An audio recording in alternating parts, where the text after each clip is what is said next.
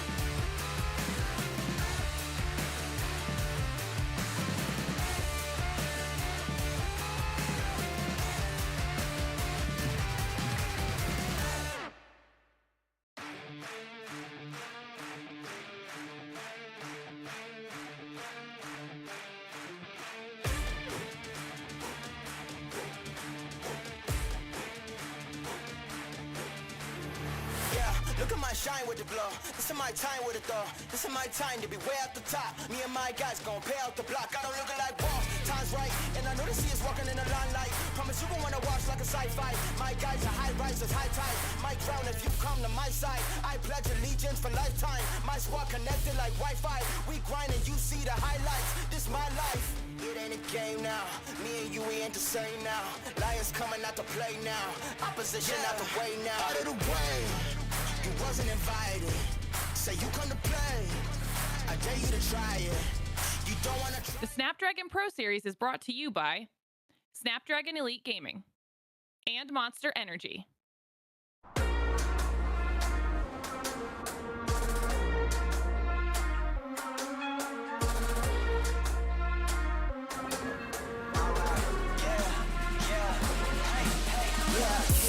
Won't stop going till a player on top know it. Rooftop, penthouse, sweet. If you really want it, gotta own it. Fight through it, we was at the lowest. Blood, sweat, tears, the components. Riding all year, now's the moment. We are not friends, we are opponents. Yeah, I'm coming for mine. Yeah, I'm making a play, the game on the line. Yeah, I've been on the grind. Yeah, I jump in the spot, I made it my time. Yeah, look in the sky. Yeah, the stars align, no shade to shine. Can't stop it already. Emotional work and devotion. We put in this time. Look,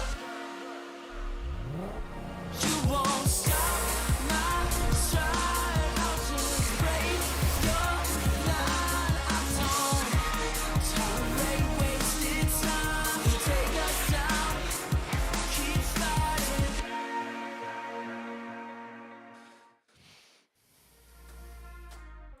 What is up, ladies and gentlemen? Good evening and welcome to the Snapdragon Pro Series for Free Fire. And we're back in the studio once more. My name is Husky, and alongside me is Victor. And tonight is the first day that we kick off the Snapdragon Pro Series for Free Fire. And let me tell you, we have a lot of interesting games coming up tonight. Oh yeah, it's going to be a really jam-packed and action-filled week here today. I mean, it's a week for you practically. You're going to be here the whole week long just covering all this action, isn't it? What are you talking about for all of us, right? Whether you're on the benches, you're in the studio, whether you're the players, I'm pretty sure that there's a lot of interesting matches in store. And a lot of familiar names. Yesterday we went to the rehearsal and we saw a lot of experienced players coming back. This time, as always, they are here for the throne. Indeed, they are. And there's going to be a lot to play for in this specific tournament here because the prize pool is pretty huge here, I got to say. Let's have a look at it right now. So we're going to be running through from the top to bottom there. First place is going to be going home with 3,000 Singapore dollars. Second place, 2,000 Singapore dollars. Third place, 1,000. That's a lot of money on the table, isn't it, for our Free Fire teams? Absolutely. And if you go down the list, every single team will get a piece of the pie. The only question is how big of a piece will they take back by the end of the tournament. But the good news is there are many days for the teams to adapt, learn, and conquer. So we have a long journey ahead of us. We have a long journey for the teams themselves, and that means we have a lot of interesting games to witness. Let's take a look at the point system. The system that all competitive Free Fire will follow is this: 12 points for Booyah, 9 points for second place, 8 points for third, the list goes on. But if the team finishes in 11th and 12th place, they get no points, and each kill equals to 1 point. Yeah, that means that teams, if you don't want to necessarily play for position, you can play for aggression here and still earn a lot of points in the process, especially if you're going to be conniving enough and aggressive enough to find those kills when it's possible. So this is going to be all to play for here in this Free Fire tournament, and we're going to be having a look at the maps here in a second here. So have a look at the schedule here to see exactly how the teams are going to be matched up here. So today we're going to be running through two different maps here, Bermuda as well as Kalahari, and we're going to have 3 groups here, A, B, and C. And as you can see from your screens right now, this is how they're going to be matched up. So the first couple of maps is going to be played for for groups A and B, and subsequently we'll be moving on to groups B and C. And then the last 2 matches will be for groups A and C. So that's going to mix up the teams a little bit and allow for a little bit of variation, I feel, throughout the day. Yeah, and that means each team will get to play 4 rounds this evening. There's plenty of rounds, right? If each Booyah means 12 points, that's a total of 48 points if my math is correct. Assuming that the same team gets Booyah for all maps. But let's take a look at the groupings for the SPS Free Fire. Group A, we have AV Ligers, Orange Esports, GIX Project, Warsick Philippines, AKO Ultraman, and EVA Continue. Yeah, these are some really good names here. I mean, AV Ligers and Warsick PH are definitely familiar for those of you who have been following the Free Fire community here, and they are being in the same group here. You know that Sparks are definitely going to be flying once they actually get down on the map, isn't it? Yeah, and I definitely am keeping my eyes out on teams like AV Liger and AKO Ultraman, because they have some very veteran names. But this will be Group B. We start off with Team Valhalla, Who's Next, Kalasak Philippines, Noxscape Revolt, Anxiety, GM Remy, and last but not least, Hard to Get. Yeah, this is also very stacked group as well. Hard to Get has been making some waves in some of the previous games here in this Snapdragon Pro Series. Who's Next Kalasag as well, a very familiar name for me as well, and definitely looking forward to see what they'll be bringing to the table once we actually get in the game. Now let's have a look at Group C here. Let's have a look at the Orange Esports here. We're going to be featuring one of the teams here. We got Jabat, Goku, Decos, Ross Ox, Parent, and Torm making up the lineup for Orange Esports. And a lot of these guys have played in the official Free Fire circuit, right? We talk about the MCP Major, the Free Fire Challenges Malaysia. These guys are not strangers, right? Jabat, he has been there, Goku, Decos, all of these players come from different teams, but now to see them under one banner brings a very interesting dynamic. And I really want to keep my eyes out on both Decos and Rosso, because these two are known as the more aggressive, more selfless players that don't care about their safety, but they always get things done. Yeah, so let's have a look as well as this other team here. You mentioned their name as well, Akko Ultraman, comprised of Lemon IGL, The Axel, X-Roy, and Too Fast. Man, the Axel is definitely the man of the team. I think he is the pivot, he is the leverage, he is the center point, he is the anchor, and he is the sniper. So AKO Ultraman, if they want to reach Ultraman level of gameplay, the Axel will have to be at its best every single round. Oh yeah, he's got to keep that energy going here. Let's have a look at the game real soon here. We're going to be going into our first map. That is Bermuda. The teams are already jumping in, and look at that. The flight path splits the map right in the middle here. So you know the teams are going to be very much having the space now to spread themselves out and actually find some good landing spots. And I particularly want to see how these teams conduct their litmus test, right? Are we going to hot drop? Are we going to go aggressive? And so far, as what we can see on the screen, that most of these teams decide that, no, we're going to go to our default landing spot. No overlapping happening. And the most interesting part is that no one lands in Pochino, except for AKO Ultraman, who are very much spread out around that area. But aside from that, all these teams have their own default spot to start things off. Yeah, that's an interesting thing to look at. I mean, I can also see a member of AKO actually landing somewhere close to where his shoot hard to get is going to be at. But it looks like hard to get might be aiming to go towards Keratin instead. So that's very interesting because they're spreading themselves out a little bit here. But already two teams landing onto each other here. EVC 4-bits getting the first blood of the game right now. They're locked in battle at the moment. 4-bits right now trying to get himself a nice little launch to get himself into the complex closer to his teammates here, so that he can pretty much get away with that scot-free. Yeah, on the other side, we actually saw Orange Esports kind of engaging in a bit of a combat, because right before we tune out from the map, we actually saw Orange Esports taking a detour, and they landed straight in the GM's territory, GM Remy's territory. But it seems like they're winning out, though. GM so far losing out both Ramiao and Fura. This is gonna hurt. And I want to kind of point out Ramiao. Did play in SAF, Supreme Assault Forces, from the Philippines previously, and he was one of the rising superstars, a young prodigy. But now you have him eliminated this early on. I think it's going to hurt GM Remy's chances for the rest of the round. Yeah, and it's quite interesting to see as well that already a couple of members are on the ground, whereas like a couple of members are still parachuting in. So I guess it must have jumped off at slightly different intervals, and I guess like maybe one member wanted to come out to scout a little bit ahead, or maybe they were going for a more spread out strategy so that they can maximize the amount of farm they can get collecting loot here. But nevertheless, for Orange Esports though, they lost Ross Ox in that engagement early on. They're still trying to find another engagement here, but so far Torm isn't able to get the jump onto WNX quite yet. Goku is going to be watching on the outside. He sees Hawkeye on the top there. Torm sends a grenade up there, does a bit of damage, but not enough to get the knockdown so far. Goku still holding back, still keeping himself very much stealthily in position here. He doesn't want to let them know where he is quite yet until he is ready to strike, and Let's Go is getting a little bit close to that cone of fire. And this is going to be great for Goku, because he's just going to turn the corner, Vector Akimbo in hand. Not able to take down Let's Go as of now. Orange is kind of spread out really wide, far and wide, but Torm actually gets the knock onto Hawkeye and eliminates the sniper from the top of the building, giving Orange Esports so much more room to work with. Now they've taken away the vantage point that WNX have garnered for themselves. It's going to send Let's Go on a run and send Orange Esports on a chase. Let's Go trying to get some cover behind those palm trees, but Orange Esports, they do have the numbers, and right now the burden is on Let's Go. Can he get out of this with that grenade tossed out, forcing him into the open? Orange Esports looking for the cleanup. Yeah, the problem for Goku right now is the dual Chris. The Chris Vector isn't quite good at range here. He's going to have to pick up another gun. He does get a foul, it looks like. The thing is, he needs to get some healing up because it's already halfway through his health. Let's Go in the meantime, able to get his health up to full. He tries to make a break for it. Goku trying to go for the shoots, but he only nails the glue wall. Doesn't quite get the knockdown, and Let's Go runs away to the hills and to safety. A great escape. Mission impossible for Let's Go. He needed to regroup with his team, and so far he's doing a good job. But on the other side, we have Warsick Philippines kind of caught in a predicament themselves as well. And we just hear all the gunshots from around the corner and say, I mean, Warsick themselves actually are not caught in any predicament. It was just gunshots from afar. So they have to kind of outrun the blue zone, but it is just circle number 1. Nothing too much to worry about. In fact, while we looked away, Rosso ended up losing his life. Now Orange Esports down to just 2 members. Yeah, Torm and Goku left running here for Orange Esports. This battle doesn't look to be too good, so I think they might be thinking of an exfiltration strategy right about now.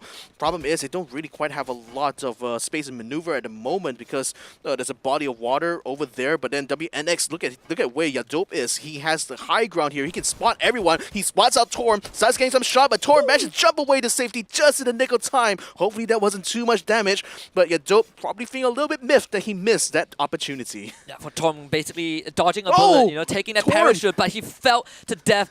Takes the launch pad, ends up going down. Didn't really stick the landing, but his buddy is there. Goku, you know, it gives him a bit of assistance, brings him back up. Orange Esports make that long rotation to Catalystawa.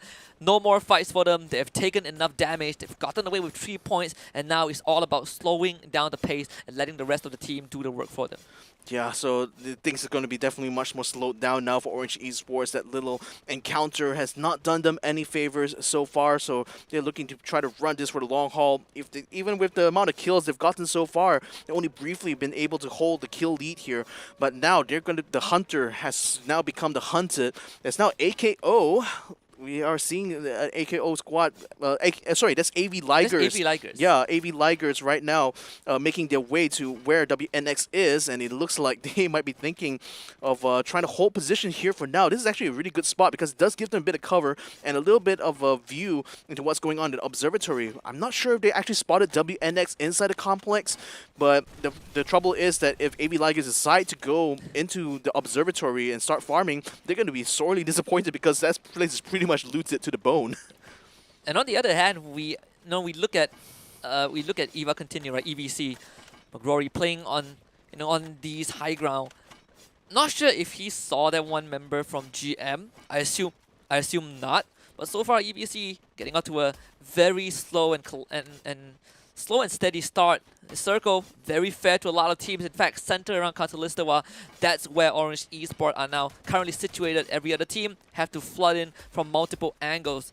And you can see that this outskirt is being primarily controlled by the likes of GIX and EVC. And we say that both of these teams will clash, and Rose will be the first one to get knocked out. 4-Bit is doing a really good job as Toxic now tries to join his team alongside Daemoon. They want to quickly dispatch the members of GIX individually, and Toxic will get work done. Meng is nowhere to be found as he's removed from the round. Yeah, wow, that's a little bit unfortunate for him, getting surrounded 3v1, but EVC really played that well. They had someone to spot from above, and they fed all the information there, so EVC managed to get through the entire battle, not even getting a single one of their own members knocked down. Bummer in the meantime, and a little bit of a bummer right now because he has to run through the blue zone here in order to try to escape. So far, EVC is not giving chase at the moment, so he should be good for now. Thing is, he's going to have to get back into the safe zone at some point there, but then for now, being that he's completely solo, that severely reduced the chances of GIX right now to get some good points in this round. Yeah, one of my favorite teams to watch out for, EVC, getting off to a great start.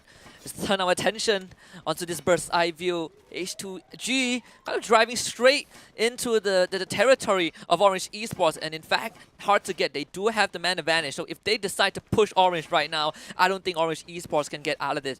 Keep your eyes out on Batman and Shira. I think these two members would be the main trigger for H2G to go for that push. They are the one who decides whether they want to make that move or whether they will play it safe. But on the other hand, WNX, they certainly are making that move. Yep, they're just jumping straight in onto AV Ligans right now. Trying to get a high ground here is Let's Go. Look at that, Pixel walking right onto the rooftop here. That slope doesn't look like it has much room, but somehow Let's Go is making it work for himself. So right now, they're trying to spot a good time right now to launch an attack onto AV Ligers. But I think Anubis also knows that WNX is around the area, so they're also scrambling to try to find good positions here in order to take this fight. No one has fired the first shot quite yet, though, so AV Ligers still within their rights to try to hold their own, but Anubis spots Let's Go, goes for the shot. That's going to force out a glue wall here, and now the engagement has begun. Yeah, AV Ligers, they have the number advantage. I love Anubis' awareness, and Let's Go has nowhere to really maneuver. He's forced off the roof, and this gives AV Liger even more room to work with. Oh, you're dope. And this blue zone is closing in. You're dope. Like, now it's his time to make a decision. Does he want to stay up top and provide fire? It seems like that's the decision. It is just the second stage of the blue zone, so he doesn't have to be too worried. But this sniper rifle pierces through glue wall, so Anubis has to be extremely careful. And Yadope makes every shot count. Through the glue wall, he finds Anubis, and that will equalize the playing field. Yeah, but he needs the flankers to move up quickly now. Basic and Let's Go trying to move on to AV Ligers here, trying to flank them up as they are inside the safe zone here, trying to move along with the wave of the blue zone. That's a good grenade there, but Let's Go. Is that going to be enough for a knockdown? Not quite. The blue wall blocks him out, but he gets a kill on the Psycho just in the nick of time. But now needs to wrap himself up because he's taking a lot of damage here from the blue zone. Yeah, dope. He managed to get a knockdown on the Psycho as well, so it looks like they have successfully taken this fight, but now they have to heal themselves up and quickly run to safety. Yeah, Cheers could not even participate in that fight, all thanks to Yadope standing his ground, finding that perfect angle to not only kick off the entire encounter, but also to cripple the members of AV Ligers one after the other. And I think WNX are happy with the result. They didn't take any casualties. They get to reap the rewards. And you can see they just took the launch pad and they are out of observatory.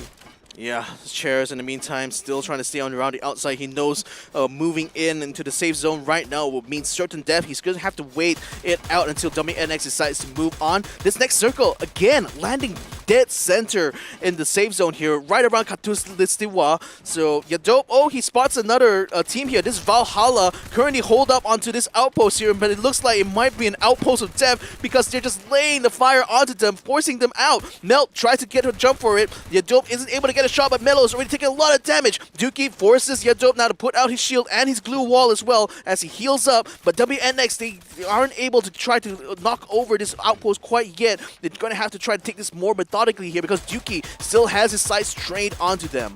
Yeah. And if you are a true warrior, if you want to hit to Valhalla, you got to take every single fight head on. And unfortunately for Valhalla, they only have 2 more members left. Both of them trapped on this tower, surrounded by members of WNX, like people stranded on an island, surrounded by a school of sharks. And Basic, he's not gonna show any mercy. And in fact, just somehow XX Revenge from long range downs the Basics, but not finding a finisher as the rest of WNX pour into the tower. Meanwhile, we actually get GM Remy getting knocked out by EVC. AV Ligers, though, finally getting eliminated by WNX. Cheers was not able to get any single point with his dying breath. Basic would be picked back up, and WNX continues this rampage. Yeah, it was a little bit of a weird situation there because Arion, he had his back turned the whole time, but didn't seem to take much damage there even when WNX was just already shooting on him. Now he's already run onto the ground here. WNX there deciding to move along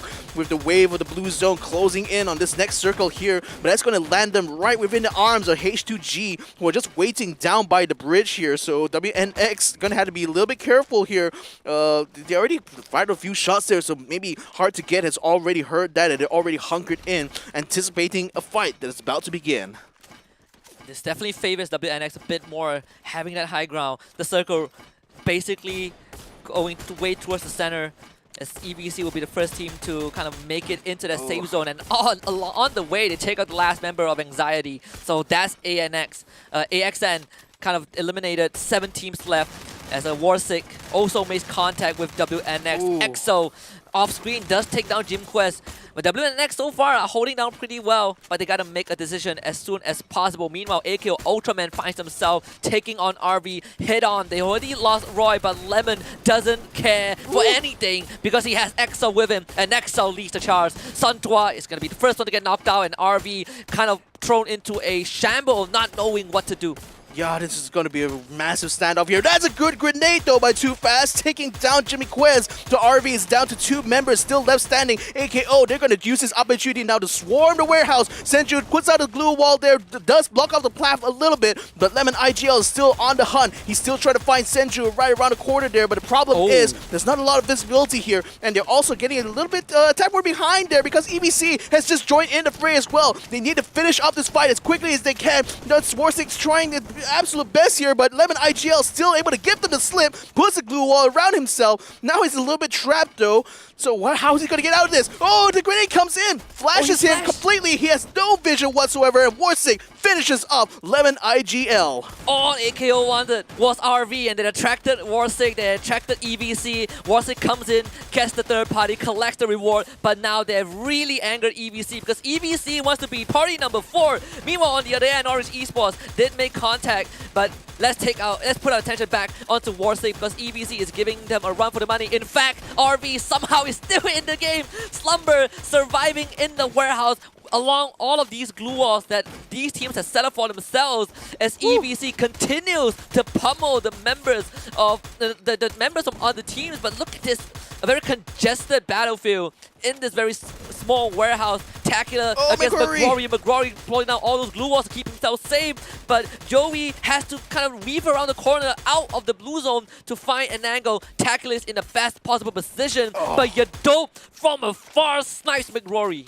Oh no, and unfortunately the damage is too much. Big Rory couldn't get himself back to his team in time, but I'm slightly impressed that EVC managed to take all of those kills without really exposing too much danger to themselves. They literally were just sniping them from a distance here, watching all the commotion for him. Save this in the way, Yadope caught around the outside. WNX still not able to get themselves out. They finally get a knockdown to too slow and take him out completely there with the MAC-10. But now it's going to be a bit of a standoff here because EVC, they have the sights already trained towards that warehouse. Yadope trying to break down some of those blue walls, but the thing is, the blue zone is already closing in onto this circle now. That's going to force WNX to be on the move, and the problem is EVC is already very well hunkered down in this side of the woods here, so they're going to have to shoot while moving at the same time, and they have to be very, very careful about that approach. Good shot there to get a knockdown to Daymoon. They still have to watch out for 4-bits, but look at that! Hard to get coming into the fray as well. It's a surprise there for Yadope. He gets knocked down as well. Oh, what a tragedy. What a disaster. WNX have 15 kills. That's more than a booyah that you can get, that you can obtain for yourself. So they are in a very good position. Even if they go down right now, they already have secured more than half the lobby worth of points in terms of kills. Let's go in basics, holding down the fort. They are the last bastion of the team. Insane turns the corner, loses to basic. Let's go is already down, and basic finally tickles down. It's all down to 4-bits, 1 against 2. It's the members of Hard to Get. 4-bit getting swarmed. Batman is the first in. 4-bit wins that one. Puts down the time turner. Bomb in and out of the blue zone against Shira. He needs to reload. Shira can't do the job. 4-bit still has a glue wall to work with. And Shira still finishes him off. It came really close. But at the end of the day, it's Hard to Get ace to G with the first booyah of the evening. Wow, that was an incredible sequence towards the end there. For a moment there, I was wondering, are we still watching a Battle Royale game or are we watching a death match? Because, wow, literally kills being brought all around here. Hard to Get, of course, came out on top, but really they were the last kind of team to get into the fray there, because I felt most of the fight was kind of between WNX and Warsick, and then EVC joined the fray. It literally was a free-for-all melee in that final circle. Yeah, and this is what's fun about Free Fire. I love it when teams get aggressive. I love it when we get to the later stages of the game, because not only we get to witness chaos, we get to witness all of these individual outplays, right? The teams really get to demonstrate what they are made of individually, and Hard to Get, just calm, cool, collected. It's just game number 1.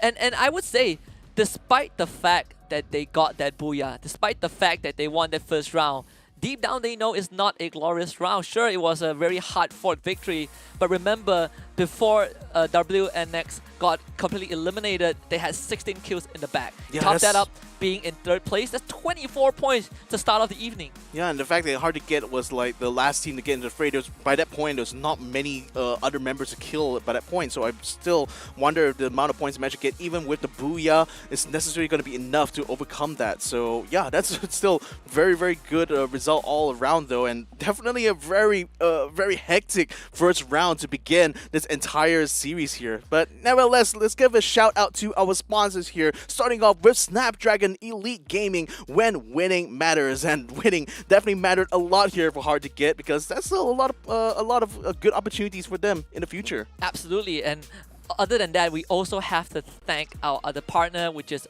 Monster Energy, for allowing these teams to unleash the beast within them. Check them out at www.monsterenergy.com/gaming, because that's where you will find all the info. And this is a perfect start to an already exciting evening. And if you guys want to be a part of the community and join the conversation, this is how you can do it. Discord.gg/Snapdragon Pro Series. We have a lot of info. We have a lot of conversations going on, not just about Free Fire, but about other mobile titles. If you want to find out what it is, join Discord right now. Yeah, that's exactly it. So now that Bermuda is done, it looks like we're going to be moving on to our next map, which is going to be on Kalahari. And I think the fight is going to be a lot more different this time around, isn't it? Yeah, I mean, that is my favorite map. I always have to reiterate on Free Fire broadcast that Kalahari is my personal favorite map, simply because of the challenges that it brings, right? It really challenges, it really tests the fundamentals of teams, how they strategize, how they move around the map, how they take advantage of high ground. That Kalahari pushes all of these to the absolute limit, and teams who are not well versed in it get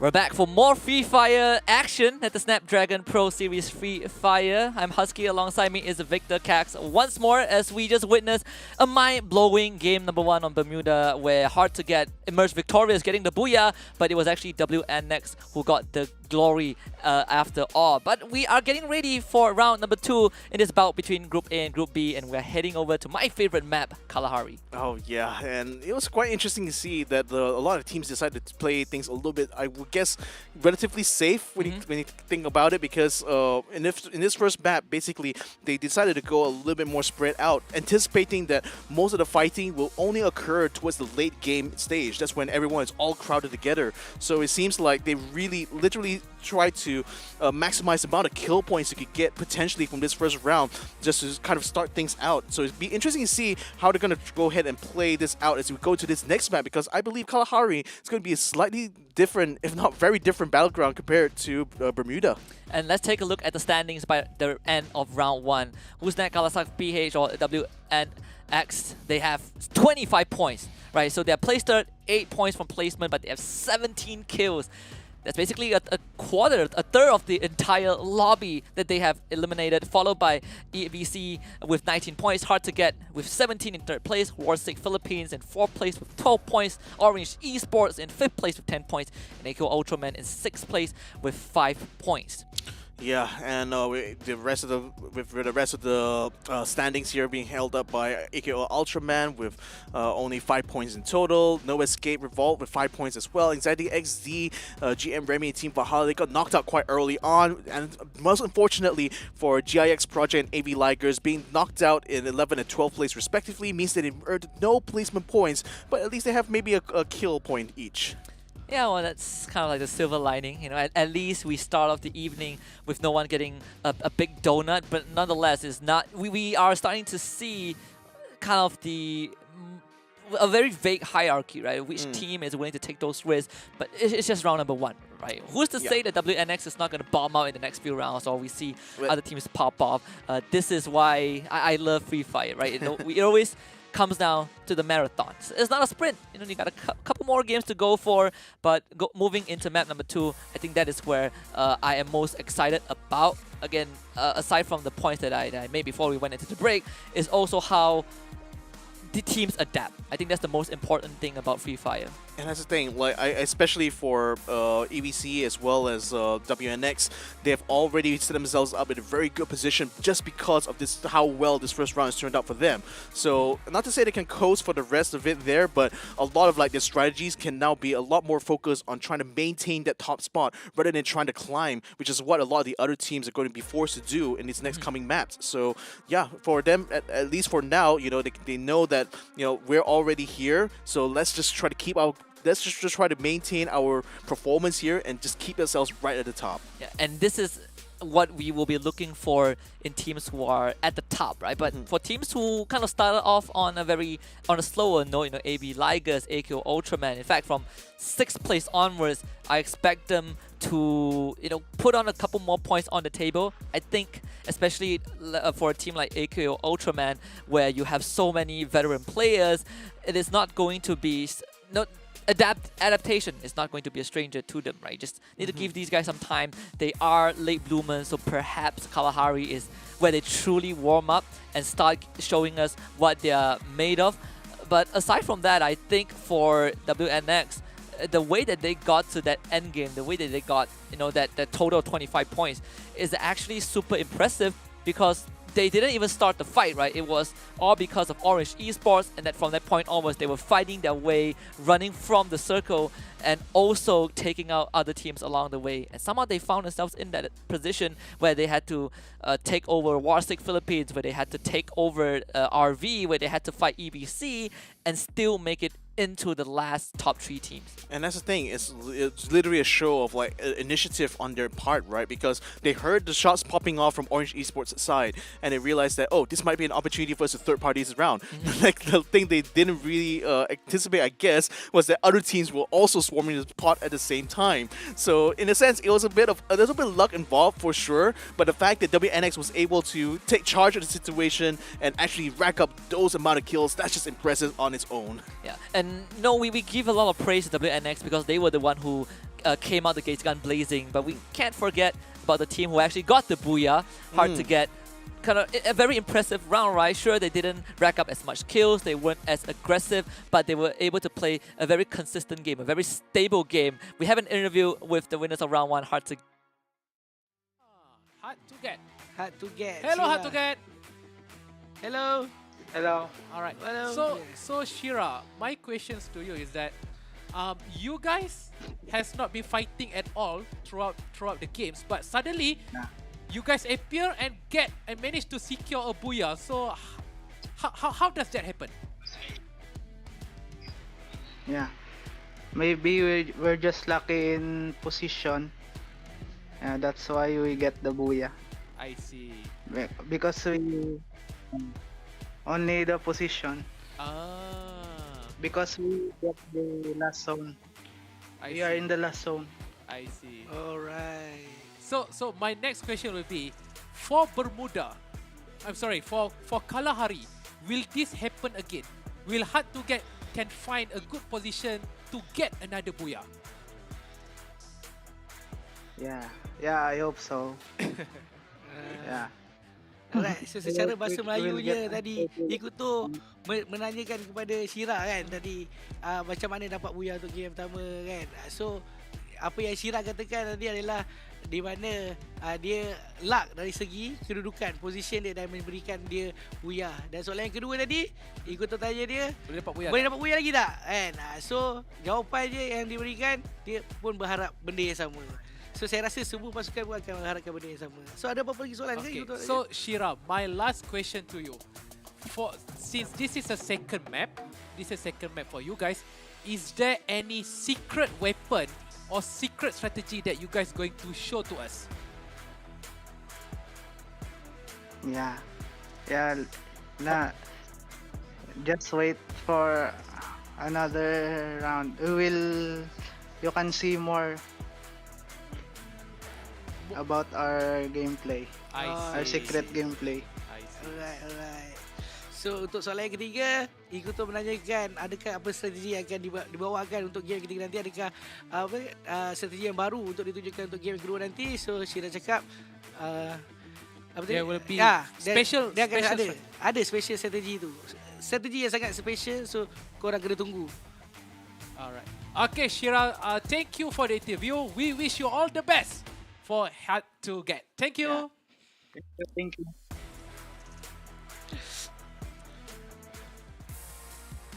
Hard to get, but easy to talk to, easy to converse. Shira, we've seen this guy around for I believe a very long time. This guy is a long time veteran, is an elite. Call him whatever you will. I think he played with Divinity at one point. But as you heard, right, they felt like in game 1 they got lucky with positioning, and you did point out that it could be a factor for teams to find success. That's how they ended in the position where they got the booyah, but also got double digits in terms of kills. Yeah, it's not just the luck itself, it's what you do with it, right? So Hard to Get, they realize, with the fighting already happening all over there, it's going to be a bit late for them to try to go for the kill points now. So they realize that, okay, maybe our best bet is just let them fight it out and we'll just deal with the survivors, and then hopefully we get the highest possible placement point. They just probably didn't expect they would be getting the booyah, but that just goes to show like the variety and kind of like approaches teams can take in this competition. Either you can be a little bit more aggressive, just going around trying to find those kill points, or you can be a little bit more savvy, a little bit more hard to get in a sense, just staying out of trouble for the most part, and then finally coming in when it's needed. Here is the stats coming in from that first game there. So 1,394 points of damage there, 5 total kills, surviving for 16 minutes and 50 seconds. So that's going to be the benchmark, I guess, for a lot of teams to look forward to as we go along. I honestly thought they got double-digit kills, but in fact, it's half of that. They got 5 kills, so 17 points for round number 1. Perhaps that's what positioning gets you, right?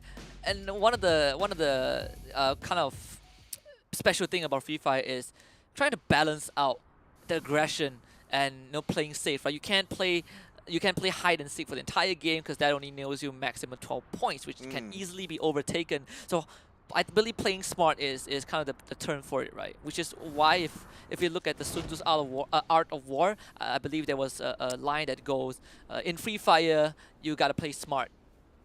I just made that up. But I was thinking, which chapter of Sun Tzu is that from? chapter, I don't know, chapter like FF01, something like that. Well, in game 2, and that's where we head into Kalahari. And I want to see where these teams, go towards. And so far, we see Anxiety dropping at Refinery. My personal, my preference when it comes to Kalahari is that Refinery is the most important structure in the entire map, up to the point where the safe zone moves away from it. But until then, I think taking control of Refinery gives you so much access because of the leverage of the vantage point that it provides. It's quite interesting as well that Anxiety is going a little bit more spread out in their player placements here, because you can see Kanoho being on the northern side, Barba is down way south, he's in a completely different grid there. They're up alongside where AKO is, so there could be potential for them to encounter each other as they go along. But speaking of AKO, the AV Ligers are right now having shares exploring around the outside here. He might just run into hard to get here while they're still continuing to farm, and it looks like AV Ligers might be thinking about going for a full-on assault onto the council hall here. P Panda is already linking up with shares here, and maybe they're already hearing the footsteps here. Batman still sneaking around here. He's going to come to the door. Oh, Shares spots him. He's going to bring his gun out. He tries to get the shot. He does get the knockdown to Batman. Avis comes in, but then too late to save Batman because Batman has been taken out completely. Now Shares running for his life. Unfortunately, gets knocked down, and AV Ligers looks like they're going to try to finish the kill here. But the rest of AKO, they are moving in here to try to get as many kills as they can onto hard to get. Ares trying to go for the jump, doesn't quite get a kill. Psycho going to get knocked down now completely, leaving Shira the only person left standing apparently right now. Well, hard to get, but they still manage to keep control over the situation and still get the kill completely onto AKO Psycho.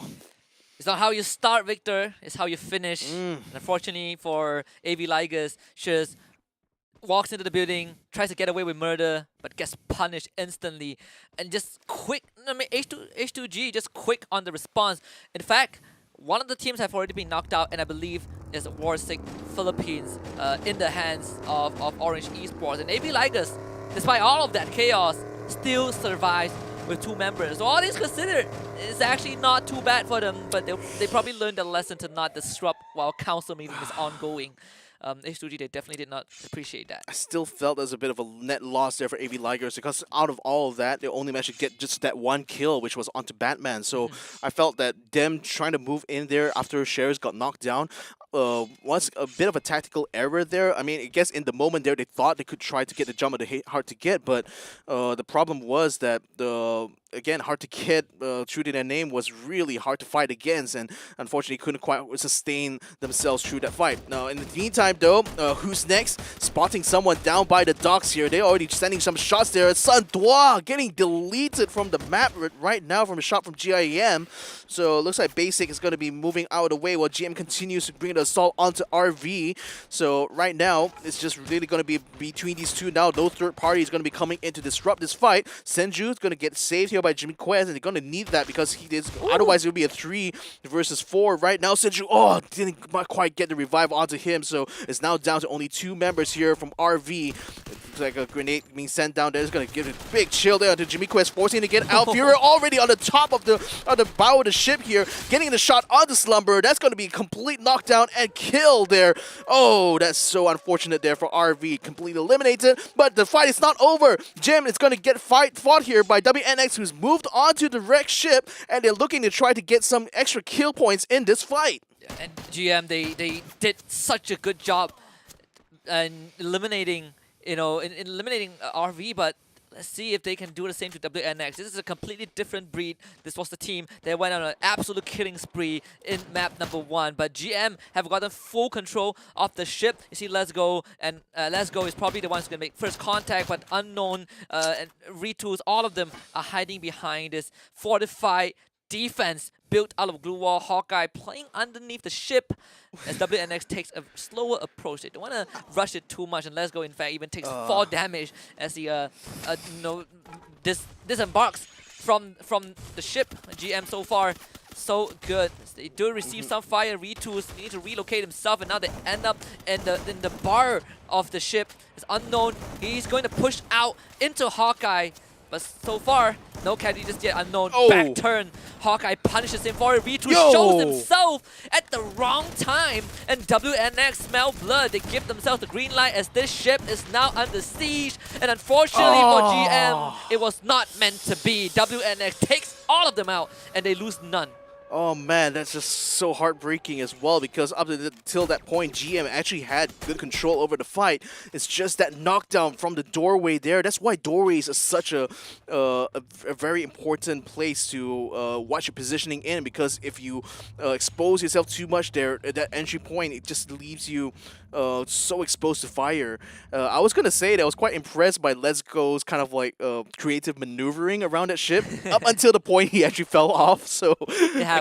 it happens, you know. But you know, kudos for him to trying though. That was a very creative way of finding the jump onto them, because from the outside of the ship, literally you're completely protected. They can't really see you that well, and you're still feeding information. So Let's Go just literally. I mean, in the previous game as well, we saw some creative like roof climbing that he did early on. So just demonstrating that, you know, finding these kind of like weird quirks on these kind of maps can definitely give your team a severe advantage if you know how to make use of them.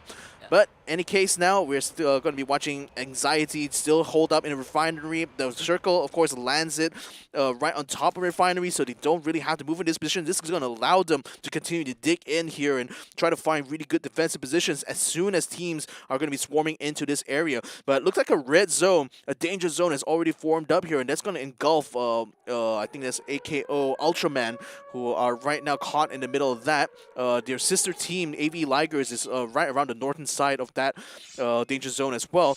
WNX just cleaning up the rest of this ship here, finding whatever loot that GM didn't manage to get from that engagement just now. But with themselves still also being inside the safe zone here in this next circle, they pretty much have no incentive actually to move in this position, because I gotta say it's a really good place to kind of hold up in, actually. You know what was my main takeaway from the entire series of event between WNX and GM? Is that Let's Go would definitely not be a pirate. He was not a pirate in his previous life, because the way he boarded the ship was very unorthodox, but also ineffective. But then again, if you fall off a ship in real life, you fall into the ocean, right? Not on concrete ground. So that's one of the core difference. Anyway, EVC, we talked about this team, you know, from the get-go. At least for me, they are always in my, you know, in my scope, right? In my under the microscope, because I think that this team is really made up of, you know, ex-SAF members, very battle-hardened elites.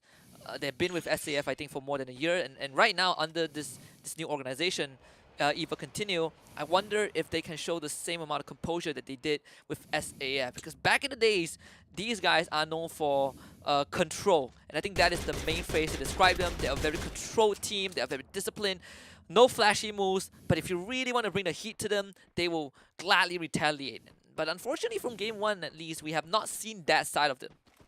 Well, that's the thing. I mean, looking at their weapons as well, they do have an M60 in hand, a Barrett sniper rifle, I believe, that's on McRory.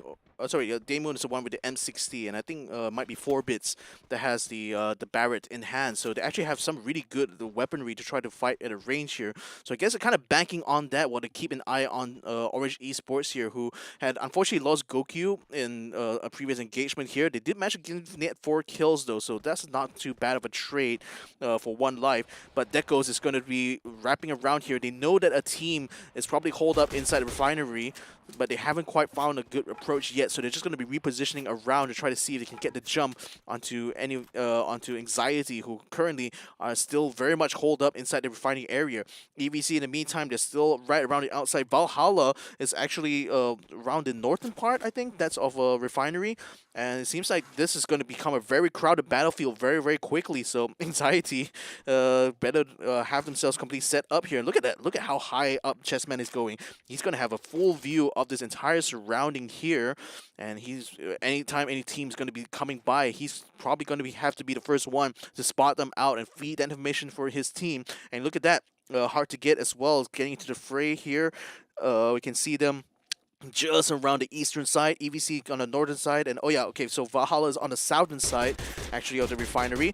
Looks like EVC just got spotted by Toby, so already shots are being fired in that direction. Hard to get is also caught in that little bit of a crossfire here because AKO, I think that might be AKO Ultraman, has already spotted them as well while they're making the approach to the refinery, so they're already coming under fire from that point.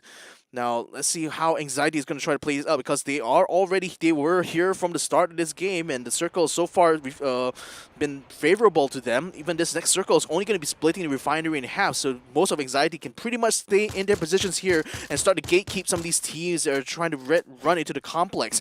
Torm finds a bit of cover from under the bridge. He's getting very dangerously close here, so Anxiety definitely keeping an eye out, making sure that Orange Esports wouldn't get a jump onto them, but they have to also watch out for Jabat, who's deciding to hang back here to provide some support from a distance. But in the meantime, WNX on the move as well. They're going to be moving into where AKO Ultraman is. And looks like a battle might just be forming in front here as they try to find a shot. Yeah, I believe there was an initial knock on the side of WNX, but it was on basic. They were able to get it back up.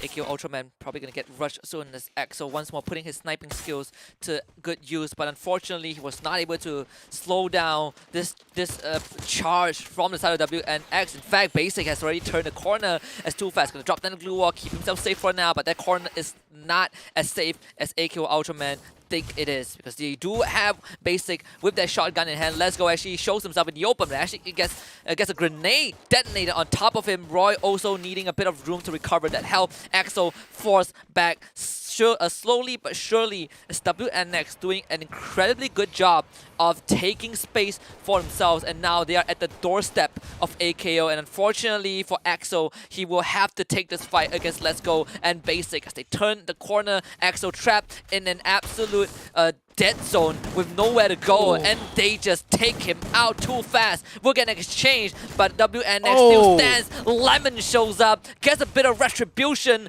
but your Dope and Hawkeye is there. Unfortunately, they have to face the wrath of EXO. They have to face the wrath of Too Fast, and is now down to 1 versus 1. Can Roy do this? Hawkeye keeps himself safe with the glue wall as Roy drops the time turner to provide himself a bit of barrier, but WNX have found enough time to go for the finisher and also go for the revive. So Roy needs to make a decision, and he needs to make it fast, and he makes the right one. Hawkeye goes down, AKO stays in the game.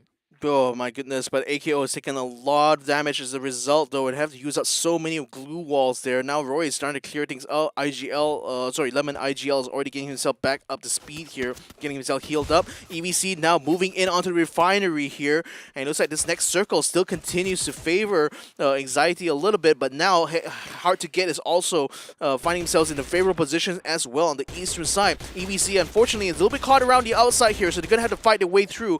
McRory sees Chessman being up on the top of the tower there, so he's thinking, trying to find an angle there in order to try to knock him down, while Toby tries to fight them in front here, keeping EVC completely suppressed as they try to make their way up the hill. You gotta get rid of Toby.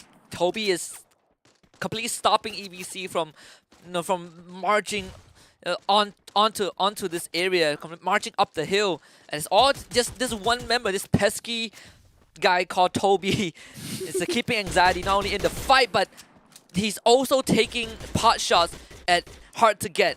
So this one anchor is basically preventing any sort of engage. Wow! As Kanoho lands an alley-oop from afar, a 3-pointer in fact, and in the blink of an eye, EVC gets absolutely disintegrated. And the EVC is no more. Anxiety stays in on the back of Kanoho's incredible grenade launcher shot. Wow, that's going to be 9 total kills there for Anxiety, so that's a massive, massive win right now. So they probably used up all the advantage they could get so far. Kanoho trying to find another shot into Jabat as well, who is caught right down by the cliffs here. Not a good position for him to be in, though. The meantime, Hard to Get still hold up inside their complex, but I think Kanoho might have a little shot there, getting some shots down to Shira, and does not seem to be enough for the knockdown quite yet, but as you can see, Anxiety is still attempting here to try to extend their advantage some more. More shots is coming true. I think Ares has already got a knockdown. Insane taking some damage as well from a distance. Konoho now, his job pretty much done. It's going to be falling back for now. But Anxiety right now are literally on top of the world. Yeah, but they have to descend pretty soon because the blue zone decides that enough. Well, they're not going to stay on top for a long time. That means they have to go into literally shock-infested water where Valhalla is around. You have Orange Esports, you have H2G, where Anxiety has been having a lot of fun taking pot shots at, but now they have to face H2G like a man head-on. But before they do that, they got to dwindle down the numbers on the side of Hashira, and they take out Shira from the side of H2G, and they take out Shira to start things off as Anxiety slowly makes the descent onto that ground level, and Jabat sees Chessman. Well, basically just runs into the members of Orange Esports, but that is the only way the Anxiety can get anything done, and unfortunately the only way is a way straight out of the lobby, and Orange Esports pick up 2 free kills. Yeah, that's going to be really good for them now, but Orange Esports unfortunately going to find themselves a little bit outnumbered. It's Valhalla coming on the other side. They have 4-man stacked there, so these 4 squads continuing to try to crowd themselves towards the circle using the glue walls here. Orange Esports, but that's a good grenade launch there to take down Dekos temporarily. Now his teammate Jabat is still up and running there, but Valhalla now focusing on H2G, who managed to get a shot onto Dookie now, so it looks like H2G's patience is now finally paying off because they have the best position here to try to defend as the team's starting to crowd in around this next circle here. Oh boy, this is going to be a very tense situation right now because at the moment, H2G, they lost Batman, they've lost Shira so far, so there's going to be a 2 versus 3 here versus 1 in the form of Jabat, but I think Jabat has just got taken down, so now it's just these 2 squads left. Who's going to be able to get a booyah now? It's down to these 2. Is it going to be H2G again? They've gotten it in the first game, and now this is going to be a bit harder as they are outnumbered. Valhalla looking for their very first booyah of this evening. Insane makes contact, but again, those glue walls building a maze for the members of H2G to stay behind. Insane gets 1 down, Insane gets 2 of them, and Insane once more saves the round. H2G with the 2nd consecutive booyah of the night.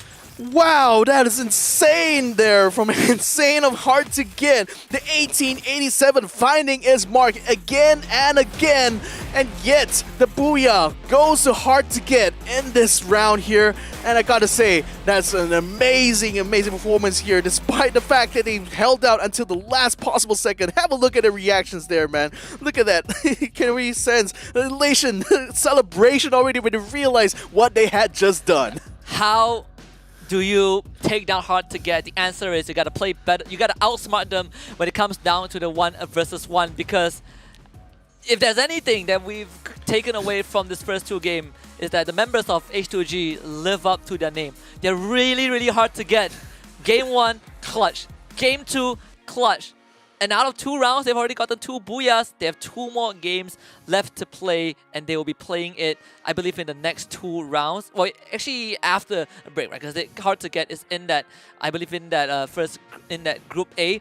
But regardless of if they will continue playing or they will take a break, they've already made an impact for the start of SPS. Yeah, and I think we will definitely want to watch out how the points are going to line up here, especially for EVC, who kind of stayed themselves out of the way. I think they may have been able to get quite a bit out of this. Now, give a shout out to our sponsors right here, Snapdragon Elite Gaming. When winning matters here, and the Snapdragon Pro Series wouldn't be possible without their support here. We'd also like to give a shout out to Monster Energy, Unleashing the Beast. You can go ahead and check themselves out at their website at www.monsterenergy.com/gaming.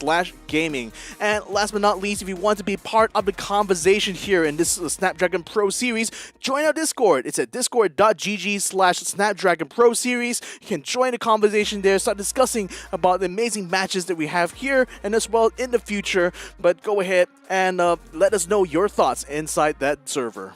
Yeah, I definitely have to re-emphasize again how crazy it is to kick off this evening watching a team previously made out of members from Divinity Esports from the Philippines now playing under Hard to Get, still showing the same amount of performance. And in fact, I think this is one of the more impressive matches that we've seen across 2022 and 2023, simply because when they were back on Divinity, we would not expect anything like this, right? The amount of clutches that they show, the amount of discipline that the members of H2G have demonstrated. But this is a step up, and I cannot wait to see how H2G will continue that journey in the SPS Free Fire. But we're gonna go take a short break, and we will come back for more Free Fire action.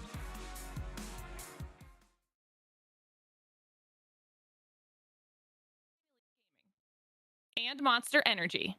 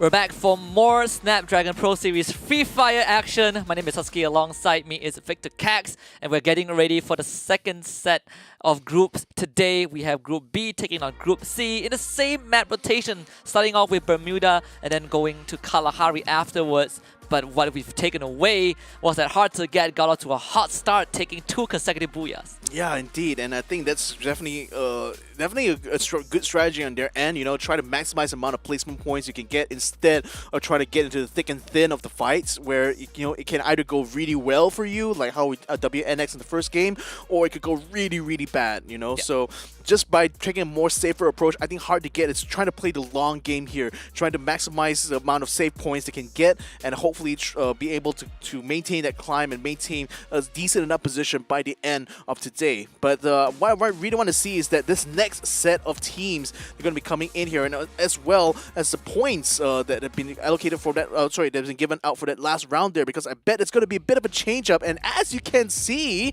and hard to get a match to get themselves shot all the way up to the top of the board right now. But look at that anxiety from getting those 10 kills total from that last round, managed to get himself in second place as well. So that definitely had been a really good round for them, I have to say. Yeah, and for our viewers out there, just in case you're confused, what we're looking at right now is just the points that the teams got from the previous round. So it's not the total points, but nonetheless hard to get. With the 19 points, is definitely going to put themselves at the top of the overall leaderboard, because their competition, who was WNX, it only got 9 points, right? In 6th place, EVC also not doing too hot. In 7, GM Remy, AB Ligas, and the rest of them getting only single-digit points. Warsick Philippines and No Escape Revolt unfortunately got taken out really early into the round, and they leave with nothing. But the good news is, aside from anxiety, Valhalla and Orange Esports, even AKO Ultraman to a certain extent, was able to put some numbers on the board, considering the fact that game number 1 was kind of an abysmal run for them. Yeah, especially if you weren't in the top 2 or top 3 in the previous round, you weren't getting a lot of points. So this time around, it's a little bit more spread out. You can definitely see that a lot more teams were able to find their footing and definitely find some extra kills there to try to bump up their stats here. But in any case, though, I would be very curious to see how the next group of teams are going to affect the dynamics of this battle. This kind of like this match that's going to be happening throughout the day here, because we're going to be seeing another 6 new teams going to be coming into the fray here, and I think that's going to maybe change up a little bit of the pacing for some of the teams, or perhaps maybe even bring in a different variety of strategies here. But nevertheless, let's have a look at who's next. Kalasak PH, they had the best stats of the last game there, putting 3,223 points of damage, 6 kills in total. So that's, I think, a little bit more compared to the team in the last round there. So I think it's a little bit more, it's more indicative of like a bit more aggression on their part. Yeah, this is just the featured team, right? We know that H2G won the second round as well, but we already saw them being featured. So WNX, kind of a team to watch out for. I came in with the impression that this team is going to be the dark horse, right? The team that is in the shadows, but it seems like they came out swinging, and even though game number 2 wasn't really the game for them, they still ended up in second place. Only 2 points behind hard to get, was able to amass a whopping 24 points from placement alone, despite not having enough kills. And this is where we see the kind of polarizing, the stats for some teams, right? Hard to get massive placement points, but for WNX, sure, they're not the survivors, but they're definitely the hunters. They have 23 kills, drastically overtaking any other team in terms of takedowns. We have Eva Continue in 3rd place with 25 points, Orange Esports with 23, Anxiety following closely with 21, Team Valhalla getting 16 points, AKO Ultraman with 15, Warsick Philippines with 12, and GM Remy with 7. And so far, a lot of teams have 0 points, but those teams are in Group C. And let's take a look at the refresh your mind for Group B, as we are getting into Group B with Group C. Once more, Group B is made out of Valhalla, Who's Next, Kalasak Philippines, No Escape Revolt, Anxiety, GM Remy, and Hard to Get. Yeah, so it's going to be this same set of teams there, but this time they're going to be faced off against 6 different teams here. That's going to be in Group C: Legion Alpha, Ono Romeo, ORV Tyrants, Black Angels, Maharlika, K9 Esports, and Divine. That's going to be Group C for you guys. And any kind of teams here that kind of stand out for you? K9. Right off the bat, I would say K9 Esports is the team that to watch for. I think ORV also has a couple of moments. At least that's what we saw from the rehearsal yesterday, right? That these teams got to scream against each other. But if it translates into any real life result, any real time result, I think ORV and Ono also will be a big factor in influencing whether the teams from Group B can still put out the same results. Let's take a look at Divine. We have Newbie, Miro, Ajimbo, XMRD, ENT, Shurace, and Xen. Yep, these guys looking very fierce in their photos indeed here. But Ajimbo looking very bright and cuddly there, especially with that smile. Oh, so. I just realized it's not XMRD. It's Mr. D. How could I forget? I am so sorry. Mr. D, please do not call me out on social media. One of the biggest Free Fire streamers that we have in Malaysia. Good to see him again, right? Because previously they did compete under one team. I think Mr. D also has some competitive experience in the official Free Fire League, Free Fire Challenges Malaysia. Despite the result not being the best, I think he is a great leader. Not only a great content creator, but a great leader. And I am very excited to see how Divine can put out a result against Group B. Yeah, hopefully that leadership skills is going to be good enough here for Divine. Let's have a look at K9 Esports. They comprise of Marky, Normain, Blank, Wusi, Pain, and Superman. Oh, could they be Batman versus Superman? Oh, actually, it is. It is. Yeah, right, yeah. Right, it is Batman against Superman, the DC classic. I know there was a movie made about them, which I can say that I have not watched. Well, you gotta. So here's the thing: I am not a superhero buff. I watch it for the sake of entertainment. Well, let's take a look at Hard to Get again, right? We talked about Superman. Let's take a look at where Batman is at. Is at Hard to Get. 2 consecutive booyahs. Let's see if they can get the remaining 2 of this evening. Batman accompanied by Jay-Z, Ares, Insane, and Shira. Yeah, and obviously they're prioritizing a lot more of those placement points, and look at where that's got them so far. They've already put themselves on top of the leaderboard, and at this point now, if they can continue this strategy here, if it continues to work out for them, I have to say, then they pretty much stand a really good chance of staying in that top 3.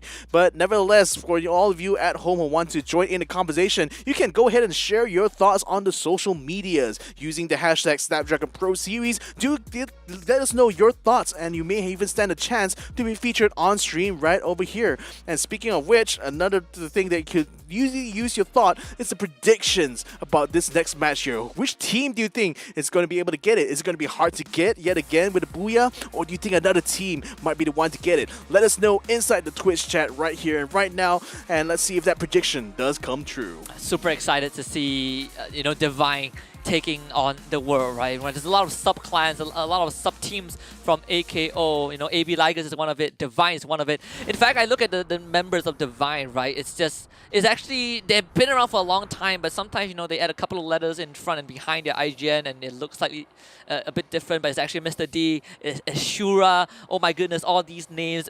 Memories are flooding back because I followed them for so long, and now to see them, take on all these other teams, from not just from Malaysia, but also from the Philippines. I'm excited to see their growth, and into Bermuda we go. Group B against Group C. It's hard to get.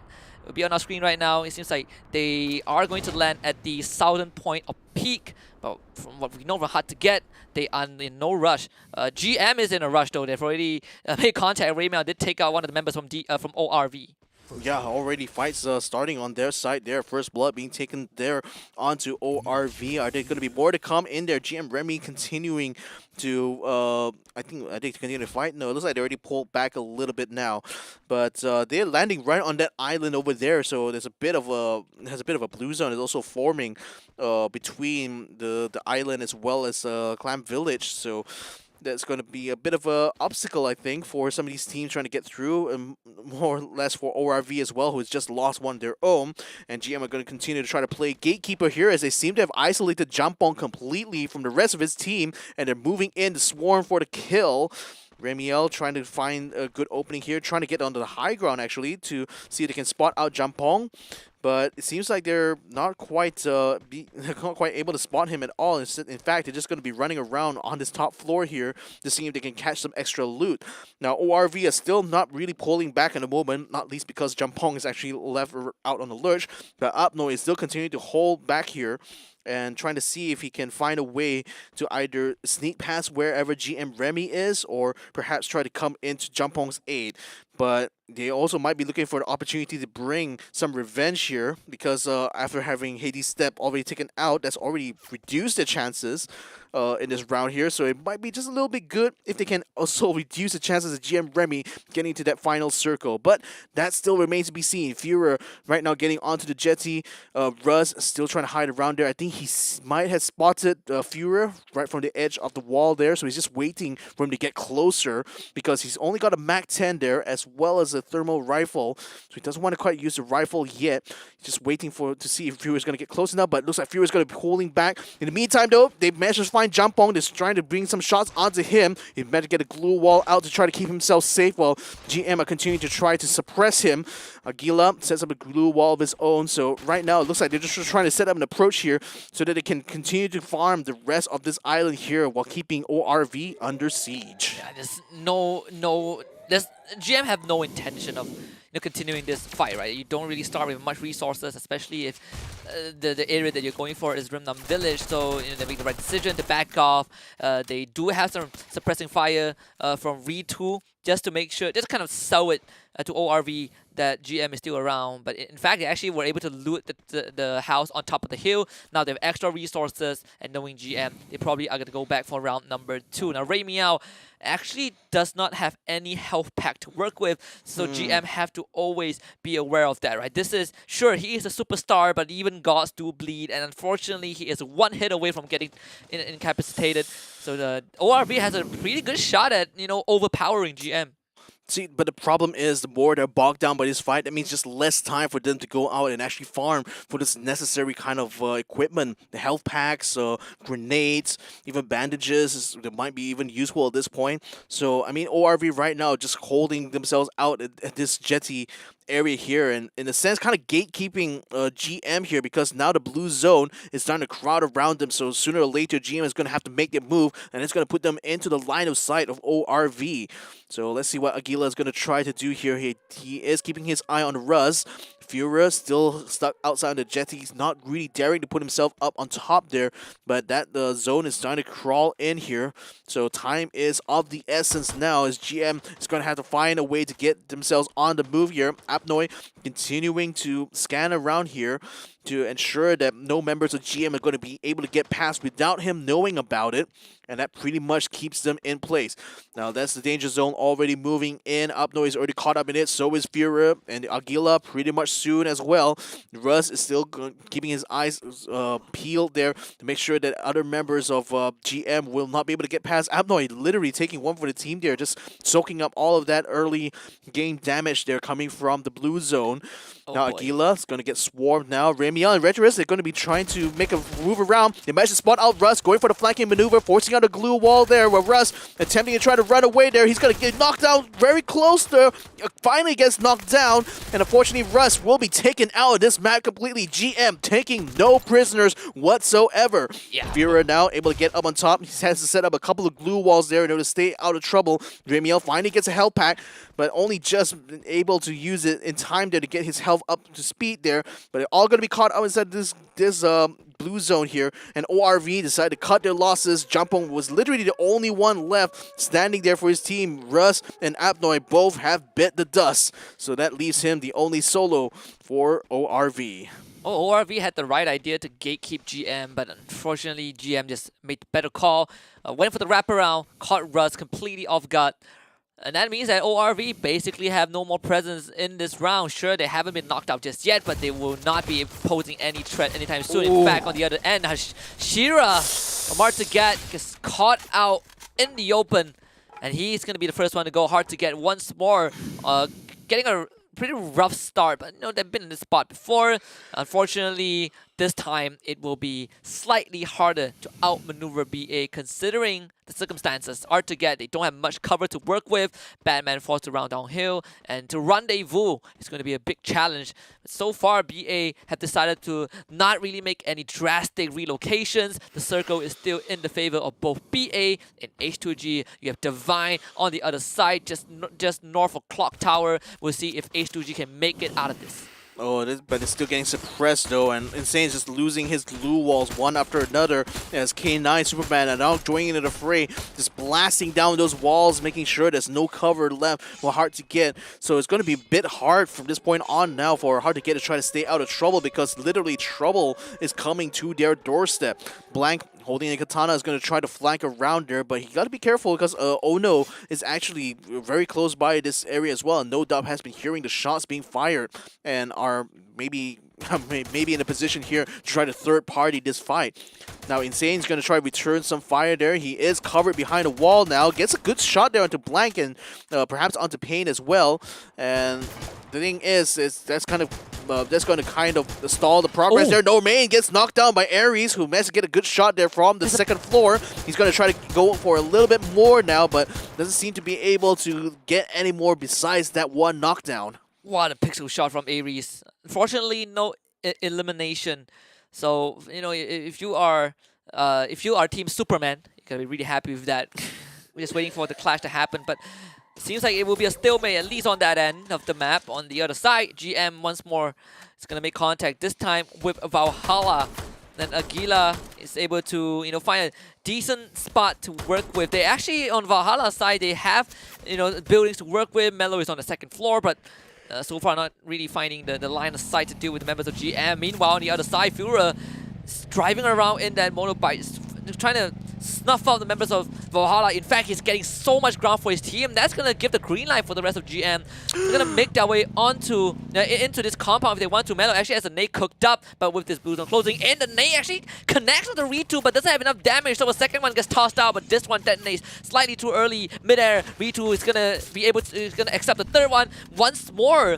Does not go down, and that means that Melo has ran out of utilities, and GM are ready to go in for the push. Oh, and again, the push can come at the worst time right now because they're being swarmed by the blue zone here. Melo is forced to come under fire here. He's going to try to run out the window there to try to hopefully escape the grasp of GM, but Ritus gets one knockdown. They get a second one on. Oh, okay, not quite a second one to Dookie, but definitely giving chase there, not letting him go without a fight. And GM will continue to swarm Valhalla's position here. Almost trying to use a scythe there to try to take down Rehan, but it was in the end the MP40 that proves to be his downfall, and Valhalla gets completely taken out. A massive win here for GM. And I just got to note as well, a slightly bad news for you DC fans, Batman has just killed Superman. Oh, yeah, okay. Again, I'm not a superhero, fanatic, right? But the impression that I get is that Batman is stronger than Superman. I feel like, really? Yeah, I mean, if you obtain the kryptonite, you just win, right? I mean, Batman doesn't have any inherent weaknesses, but Superman does. It's right. It's like Superman having an allergy, right? Imagine like if you fight someone really buff, but that guy has an allergy to fish, and you just throw fish at him, and he just gets rashes, and he just becomes vulnerable. Hey, that's what Superman feels. I mean, it might be onto something. I did watch the film, and Batman did literally use a kryptonite grenade to temporarily stop Superman in his tracks. So you might be onto something there. I think I'm onto something. Thank you. Thank you for the affirmation. I feel like a lot of fans that watch the movie probably would disagree, but we're talking about. I'm a logical person. Hawkeye just got a bomb and was able to be picked back up by Basic as WNX. Was able to hold their fort at least for now, but Yadobe, he is very far out in the open, so gotta rendezvous with his team. The glue wall doesn't make it any easier.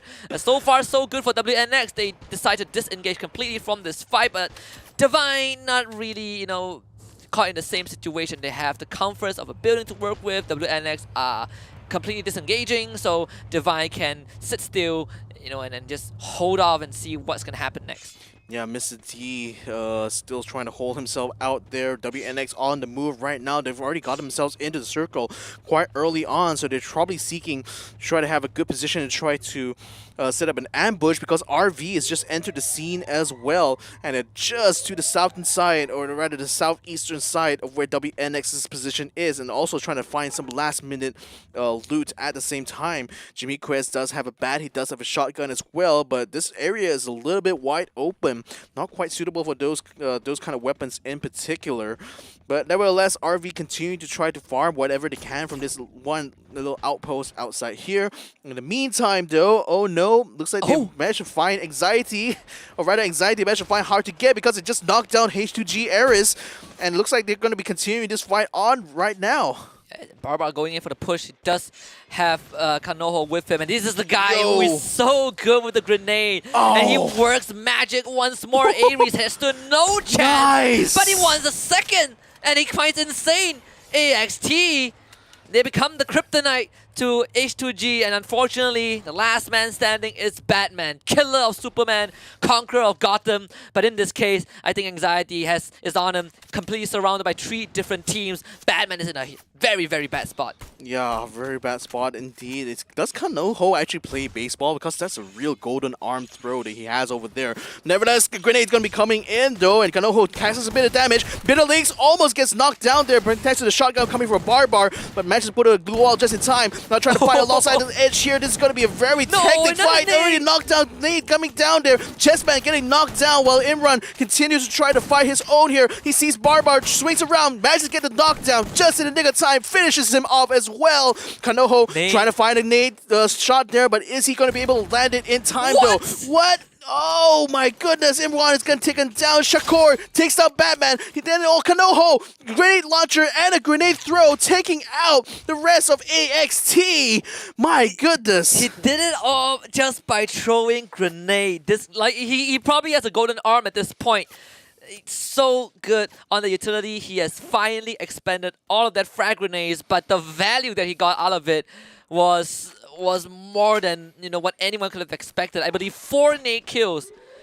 And the quad kill basically came from nade kills, right? If grenade kills give you more points, I felt like Kanoho himself could have won the entire round for his team.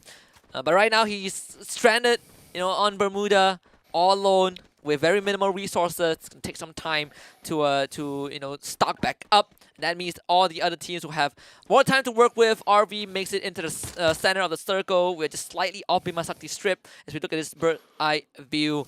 It's gonna be pretty crowded. K9 Blanks, the first one to rush through the compound. They will run straight into Legion, but K9 is working with a man deficit. They don't have the Superman with them, so the rest of the team gotta step up their game. Yeah, the thing is, it's going to be a bit tough for them as well because LGN seems to be having themselves quite well hold up here. Good grenade going to be tossed out the roof there while the rest of K9 continues to swarm the lower ground. But Seika with a good shot on the side there does get the kill done. And now it's going to try to find the rest of them. Payne is going to be right beyond the door, but it looks like he got himself knocked down as well. LGN seems to be having a good handle in this fight right now. You're going to try to find one through the door, but the glue wall makes it impossible to move through. Pan tries to find them as they run around the outside there. Payne trying to get a shot at the Kush God as well, but my goodness, LGN still able to fight their own on the outside. But what the hell? I mean, Seika just managed to use the Max 7 to take one out, and looks like No Escape Revolt managed to get the Legion right now still able to hold their own here. Boy. And yep. Oh, what? Oh, BA third partying it from the high ground. Those bullets, high caliber rifles, they go through glue walls, so no matter how many glue walls you put up, it will be blasted through regardless. The piercing rounds is super deadly. But WNX, the team that kicked off the day with 17 kills, is now still standing. Full squad online, ready to march towards the potential first ever booyah. We have 4 teams left as Slumber picks himself up a triple kill. RV in a pretty decent spot, and now BA is going to be challenging them. Santua runs out of ammunition, gets knocked down by the blue zone. Shakur also gets incapacitated. Santua won't be rescued by his team, unfortunately, as he finally ticks out and expires to the circle. No points for any other team, though. We actually get a flash onto Yadop, temporarily blinded, but as he recovers from that, the rest of WNX are ready to make that march uphill. And one thing going for them is that they are still very much farmed up and they haven't really been involved in much fights as well. So they're definitely very fully kitted up coming into this final circle now. LGN still trying to hold their own, but Mickey's taking a lot of damage there. He might be on the verge of being knocked down while RV continues to shoot in from the side. WNX, unfortunately, he's got a knockdown there. What the heck? Hawkeye double kill with the Scar.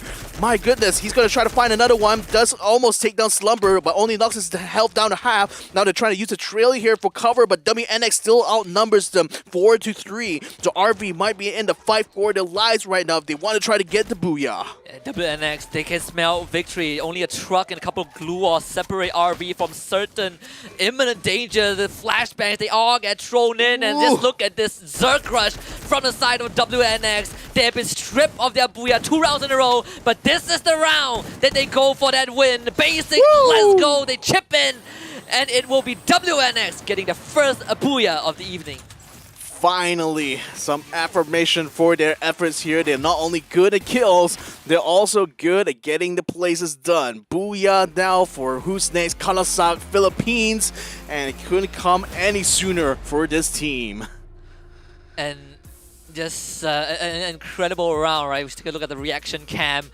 And this guy, you can feel the elation, you know, in their emotions, right? And they're showing the booyah screen. They know that they've got what it takes. You know, game 1, 17 mind-boggling kills. Game 2, a bit slow, but game 3 was where they show us that, hey, don't forget about us too quick. We know hard to get, got 2 booyahs, but guess who's the king of takedowns is Who's Next, Kalasak, Philippines. It has always been them.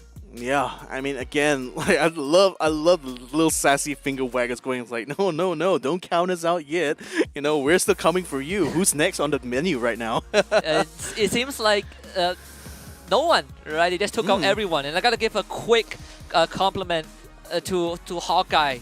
That we talk about, you know, Superman against Batman, but that's the DC universe, right? We got Hawkeye for Marvel, and it seems like he was the true hero of that game 3. In fact, we have 3 superheroes so far. I mean, he was really finding his mark in that fight there. I mean, making full use of the Scar L and actually getting some good, decent shots there onto multiple targets. So definitely very well done for WNX. Didn't quite, I mean, I expected them to be aggressive, but didn't expect that this aggression is going to allow them to be in that position to actually snatch the booyah well. So yeah, very well done there for Who's Next, Kalasak, Philippines. Absolutely, and this is all made possible by our sponsor, Snapdragon Elite Gaming, when winning matters. So if you guys want to check out Snapdragon, do remember to do so. But aside from that, we also have to thank Monster Energy for allowing everyone to unleash the beast. And in Game 3, Hawkeye definitely showed us what he's made of. Check them out at www.monsterenergy.com/gaming. And if you guys want to be a part of a bigger community, you want to find out what Snapdragon Pro Series is all about, whether it's Free Fire,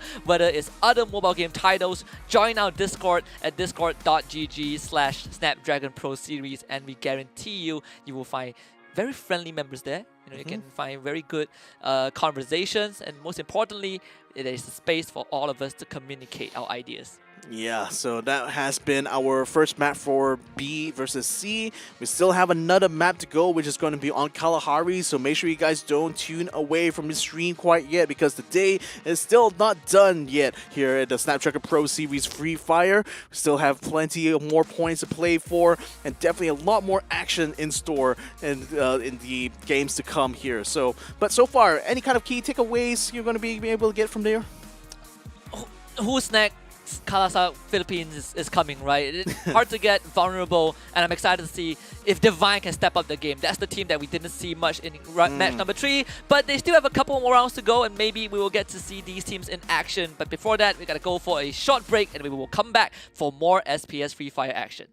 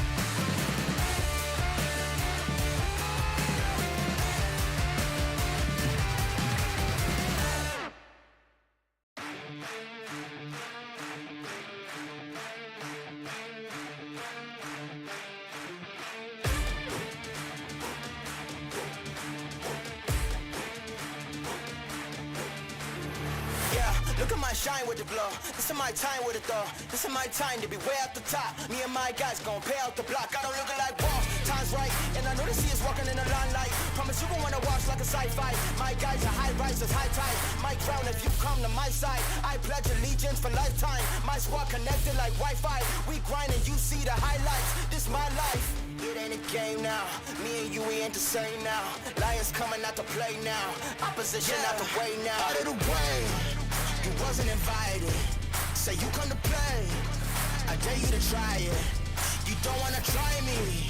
Then step up to my team. Yeah, out of the way. Yeah, yeah. Out of the way. Yeah, yeah. Out of the way.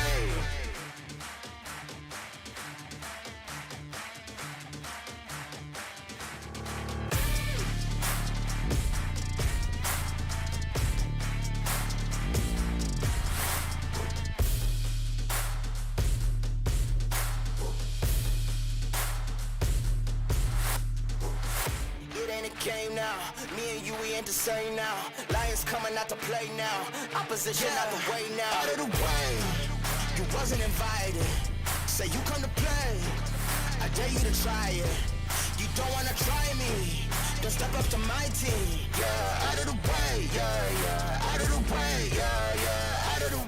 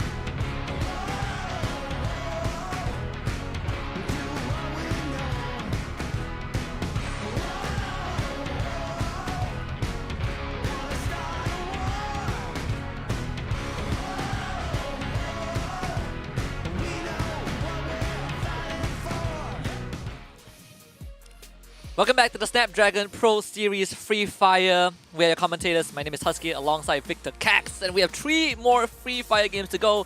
2 on Kalahari, 1 on Bermuda, and just now, Husnet Kalasak Philippines finally showed up huge with a booyah.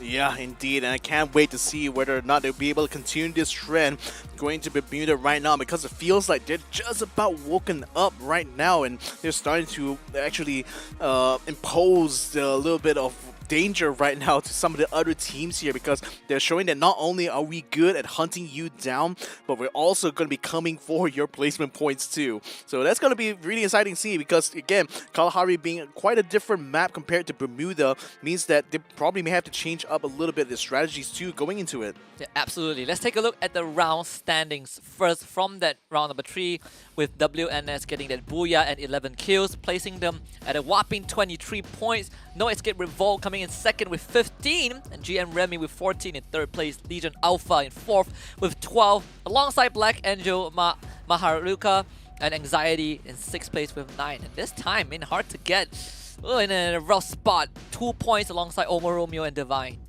Yeah, that's a bit interesting to see as well, but it's also kind of interesting that, you know, especially compared to that first game there, you know, you're seeing just like with the previous games as well, we're starting to see the kill points being a little bit more spread out amongst the teams here. So that means that you're again not having the points too stacked on one or two teams. It's a little bit more even now. So even though Who's Next Kalasak has taken the majority of the points here, it's only a very minor majority here, and definitely some of these other teams like No Escape Revolt or GM Remy may have potential to try to challenge them for that crown. But look at the amount of damage that Who's Next Kalasak is able to do. 4,914. Yeah, just incredible efficiency, 11 kills, and 17-minute survival time. Not that the survival time matters too much, but the damage numbers, they do tell a tale. In fact, let's check out the overall standings. So far, after 3 rounds, Group C only played 1 round, so this is not indicative of the potential of those teams in Group C. But Who's Next Kalasak Philippines is in the first place in a very dominant fashion, almost 20 points ahead of Hard to Get. Followed by Anxiety, 3rd place with only 30 points. EVC in 4th place, Orange Esports 5th, GM Remy 6th place, No Escape Revolt in 7th place, Valhalla squeezing into 8th place, and AKO Ultraman in 9th place. Yeah, I mean, momentum is certainly on the Who's Next Kalasak's side here, because that's going to be a very huge lead there to try to make up here for Hard to Get. 19 points if my mental maths are serving me correctly here. So even if Hard to Get does get the booyah, they still have to buff it with a lot of kills there. But in terms of that kill abundance, Who's Next Kalasak is definitely killing it, literally speaking there, with 34 kills total over the last 3 maps. So that's going to be quite a tall order there for some of these teams to get, but definitely things are still going to be very competitive from 2nd place onwards down. So still a lot of potential for teams. We'll see how it goes. I feel like a jinx, right? Because just now when we looked at Group C and you asked me what teams am I looking at, and I say ORV Tyrant, I say K9, I say Divine, and all of those teams ended up in the second half of the leaderboard by the end of the round. So hopefully, to step up their game. But in Free Fire, I am used to being a jinx, because a lot of times I just end up just calling out a team. I say, yeah, this team looks good, and they just completely blow up the next round. But maybe it's just coincidence. I refuse to believe that I'm the jester. I mean, to be fair to Group C, this is literally their first game of the day. They could still have a lot of room to improve in the future ones. So I wouldn't hold it too much against them. Maybe they might be able to prove your point coming into the next game. Yeah, I kind of feel, I don't want to say that I gave myself that title, but across 2 years since 2021, it felt like a theme, right? Like I say, right, Team A is gonna be damn good, and then they just completely, right, just get nothing. Dude. Maybe with time it heals, right? Maybe I have washed that away.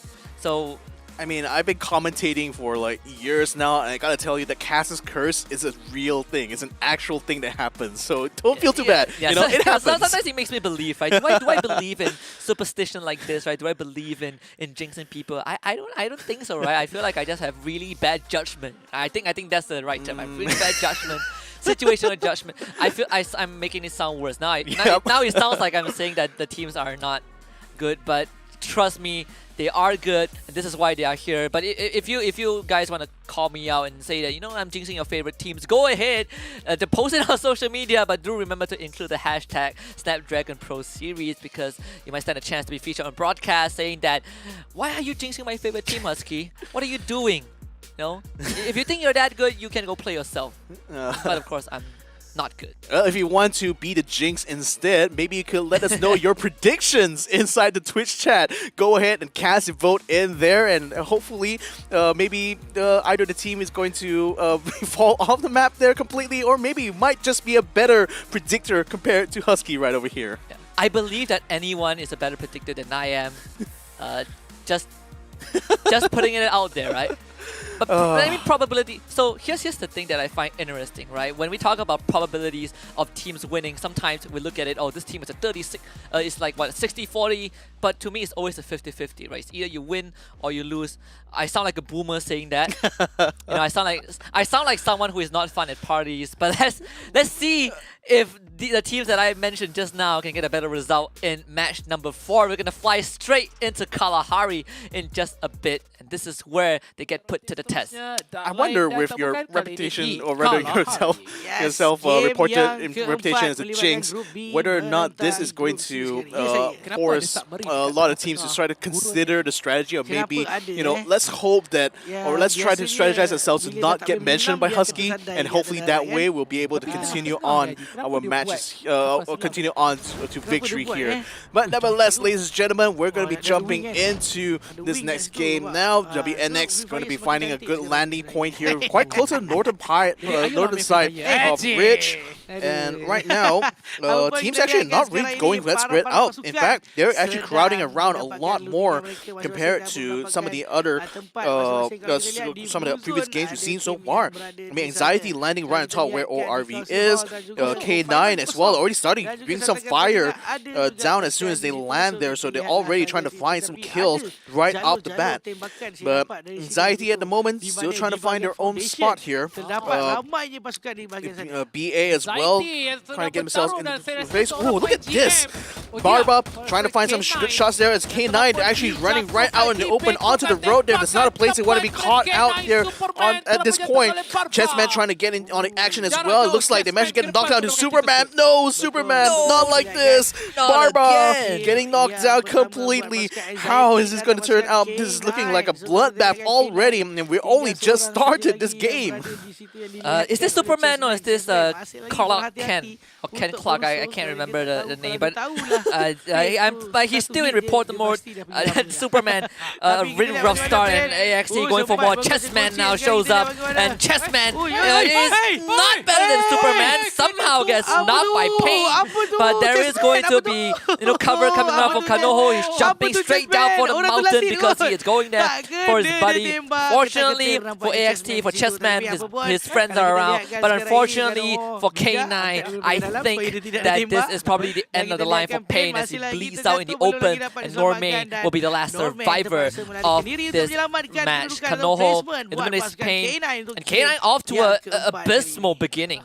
Yeah, oh my goodness, Normain being the only person left standing literally has to run away right now. He didn't really get much farm either all throughout that. So, man, that's just an abysmal performance there. K9 definitely searching for something a little bit better this round, hopefully. ORV in the meantime, though, they have landed themselves quite close to Refinery and actually finding this whole area for themselves. So they're pretty much going to have free reign to farm all throughout this entire area here. Is anyone going to be coming by? Not quite yet, but look at Divine though. They might be able to get a cash here onto Dookie. Dookie, he's going to have to get out of the tent. Jose's, run straight into the gun of New. And it looks like he's going to be taken off of the map completely. And even, look at New. It's literally teabagging him. It's some kind of an insult. Oh, man. I love this personality from Divine. This is what they are known as, they're entertainers, they are fighters, Mr. D. But another one, and this time, Arion, he is out of the game. Divine kicks things off with 2.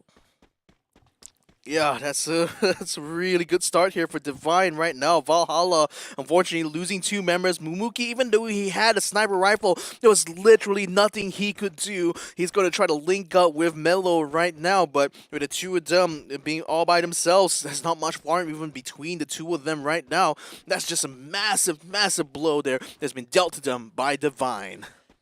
And Valhalla now having to survive the rest of the round with only 2 members left. And so far across these 4 rounds, I think the only round that Valhalla kind of stepped up the game and got more points was that match number 2 on Kalahari as well. And the rest of it has been kind of blowouts. ORV, on the other hand, also off to a slow start in their very first match, but now they're going to face off against GM, who so far has been pretty consistent when it comes to all these aggressive maneuvers, which is a double-edged sword, and this time I feel like they are just trying to run circles to get some recon done, and it ends out with them taking out members from Legion. For some reason these guys just are so good when it comes to this control aggression, and Legion Alpha becomes the first team to get eliminated. Wow, I mean, they took quite a bit of damage, but really with 0 knockdowns on their side there, that's about as clean as it gets there as far as engagements go. Thing is, ORV is still around the corner, so they can easily try to get the jump on the GM here. Ramiel might just be spotted here by Hades Step. He's going to go for the shot. Didn't quite land though, and unfortunately, Hades Step is going to be pulling back. So ORV not able to get a jump. Fura might be moving in for an invasion. He's going to get spotted here as he bikes his way between the pillars. Manages to get himself right out of the danger zone now, having a wrap around here, so he's already scouting up ahead, letting GM Remy know exactly where these positions are, so they know that no one on the ground. They're pretty much up on the platforms here, so maybe GM Remy might be able to use this to their advantage. K9 Esports is the next to go as Chessman eliminates the remnants, and that means the Normain was snuffed out. We're already down to just 10 teams. Under 6 minutes. So far, things are going so well for the rest of them. In fact, I think for K9 and Legion Alpha, they do have some things to reflect on, right? You can take this time to think about what to do when they face off against Group A later on. But on the other hand, WNX again with the flashbang out from Hawkeye as Let's Go and your Dope go in for the push. They are surrounding the members of Valhalla from different corners, and Mello has no way out. It's easy pickup for WNX. Yeah, WNX now trying to see if they can find any more members, but there's no one to be found within this area right now. But in fact, within their zone, it seems like Valhalla is already moving in to the village just below where they are. Mumuki already getting himself up onto a tower here to try to see if he can spot anyone. Yadope already getting some shots down onto where Divine is, so they're already trying to find an engagement. But the thing is, Mr. D does have a sniper rifle in hand. In fact, he's got an AWM, which should be able to break through some of these glue walls here, so WNX has to be very careful in how they want to try to approach this fight. Yadope trying to get some shot using the car 90, is that a car 98? It looks like a scout rifle actually, but Let's Go continue to shoot right through the doors here. Can't quite find his mark onto the rest of Divine, but he does have the high ground, which certainly is going to allow him to keep an eye out for where the movements are going to be.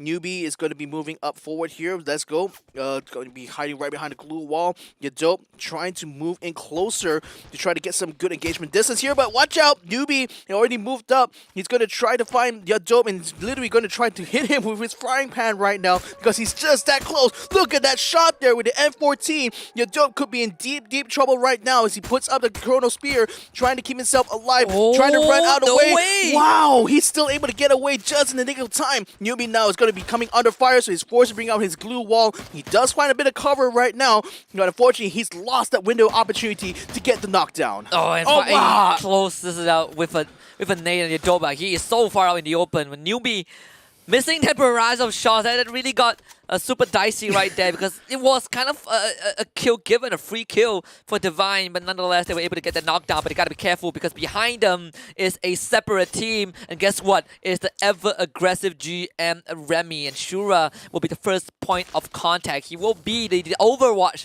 for the team because if GM goes through, then the rest of Divine will have their backs exposed. But it seems like GM, they are gonna take this long route to try and surround Shura, and Shura just runs straight into the crosshairs of Ray Miao. And that means that the backs of Divine have been exposed. Yeah, GM is definitely farming for those kill points right now. Look at how aggressively and how quickly they're maneuvering here to try to catch Divine off guard here. So Divine very quickly is going to have to leave their post here because GM's already trying to find a high ground. And in fact, they're already putting some good shots into Zen. DOP takes down his glue wall, doesn't quite get the knockdown though. Janaquila goes up in front, tries to take down Noob, doesn't quite get the knockdown until just now there with the shotgun. So now, looks like they will be able to lead a member from Divine. That's putting them down to 3. And Divine slowly getting picked off left, right, and center. Zen tries to get away. They actually have a vehicle, but ends up falling to the gunshots of Ray Miao as well. And Mr. D, I think I'm having to ditch his only remaining teammate and left him out to dry. But the silver lining is that Divine are still in the game, and WNX now will have to face the wrath of GM. Now WNX are not the only team who can go for all those kills. It seems like GM have woken up as well. Ray Miao though, tasting the bullets of Basic, as Basic will win that exchange, but it was all just a farce to get his teammate out of this predicament. Oh, I thought Let's Go was pretty much going to be finished there with with 2 members of GM just laying fire on him, but somehow he's managed to slip past the grass, get his heel back up, and now is positioning himself to try to gatekeep GM as a blue zone. The danger zone is already swarming around GM's position, so this fight is starting to turn around here for WNX. Even though they lost 2 members, now GM is caught outside here, and they're going to be taking a lot of damage here. They can't quite push this fight any further. They're going to be pulling back and repositioning themselves to try to get into the circle instead, so they're pretty much abandoned this little engagement. Yeah, and it's completely fine for GM. They do have 7 kills so far, with only 26 other enemies remaining on the map. I think GM have finally gotten off to a way better start compared to what we've seen in the previous 3 rounds. Circle, once more, a bit centralized, right? Just slightly southeast of Refinery. And that's where we see ORV being around. We have H2G also in the vicinity. In fact, those two are basically beside each other. The RV on the other side receiving some fire from WNX. Yeah, it's quite interesting that the circle pretty much ended up more or less the same area as the previous Bermuda round. So I wonder if the RNG is really working out that randomly for this particular matchup. But nevertheless, though, it looks like RV is already on the move. They spotted WNX, which forces them to go out onto the dangerous the blue zone here, to try to wrap around. Unfortunately, Let's Go gets spotted out by RV, who are bringing some shots his way there, hopeful to try to get a knockdown. But Slumber takes a lot of damage in the process, though. So he's still staying on the front line, though, but it's only about 1 shot away from getting knocked down completely. So the rest of RV are going to be moving up instead, sending a grenade down, trying to get a knockdown to Let's Go. Is that going to be able to land? Let's Go gets 1 knockdown. Senju does get a knockdown of his own through the grenade, so it's going to be 1 for 1. And unfortunately, a second grenade by Senju will finish off WNX Let's Go. Yeah, and Basic has knows that there was no way that he could have saved Let's Go. It was a good attempt from WNX, but again, the utilities usage was just great. Was just, I would say, on point. That means that WNX finds himself on the back foot once more after a glorious round 3, and now it's more than nothing. Getting overtaken by all of these teams. You can say the same for AXT. They are just down to Kanoho and Chessman, but these are the 2 members that always had the club potential. And again, another grenade for Kanoho. This one downtown feels like it lands, but it's not the frag. So no instant kill, but it did hit the mark. Yeah, I mean, that ice grenade does put out a massive area effect there that pretty much if someone gets trapped within a room with that could spell the end of them. But being this out in the open there, that's only going to annoy GM a little bit there. They are calling drops of their own, so they're trying to replenish some of the supplies here.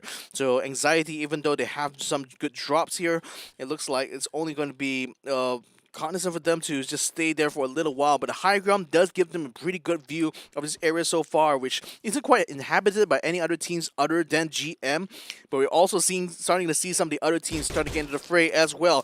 RV trying to get a little bit of a backdoor situation here. They've already taken control over the refinery area. As we see, the next circle going out to the outside here. Does have a complex within it though, and I wonder if GM is going to be able to get there, but it looks like they're going to be gate-kept by Anxiety in the process. And Sanctus actually takes down to the blue zone. I wonder what happened. I wonder what happened. He got knocked. It's kind of a weird way to go, as BA Maharika, they're already out of the game. ORV getting a bird's eye view over the entirety of Ace2G as Hades Stab being really patient. Unfortunately, not taking the shot. Don't want to reveal the position just yet. So no risk taken, but AXT, they're taking as much shots as they can. Yeah. And a man flank on the other hand was able to take out Suntua off screen, but AXT being really relentless and rewarded. Chessman does down Jim Quest, but it was ONO man flank that steals it away. All that effort from AXT amounts to absolutely nothing. I mean, I figured it might have been an easy shot, but that's just only going to allow another team to steal their kills, and that's not going to be good for Anxiety, because now that they're down to 2 people, they need those kill points right now, and it looks like they managed to get 1 finally. They actually get 2 here, so it looks like they will be able to get some good points after all. Now Senju caught around the outside there. This could be a chance for Kanoho to get some hurt done. done. But unfortunately, his old teammate, Chessman, has just been knocked down, so they're hurting as well on their end. Now, as Sanju is going to get caught out by GM and the rest of his. Kanoho continue to try to shoot outside of that blue zone there.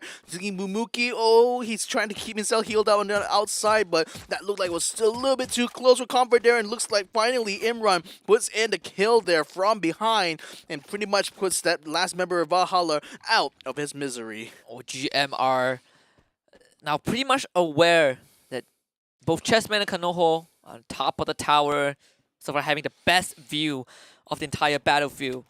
And meanwhile, oh no, Romeo, Imran, last one to go. It's ORV now go for the rush up. Hades Stab also providing some cover fire. Batman does go down, jump up somehow.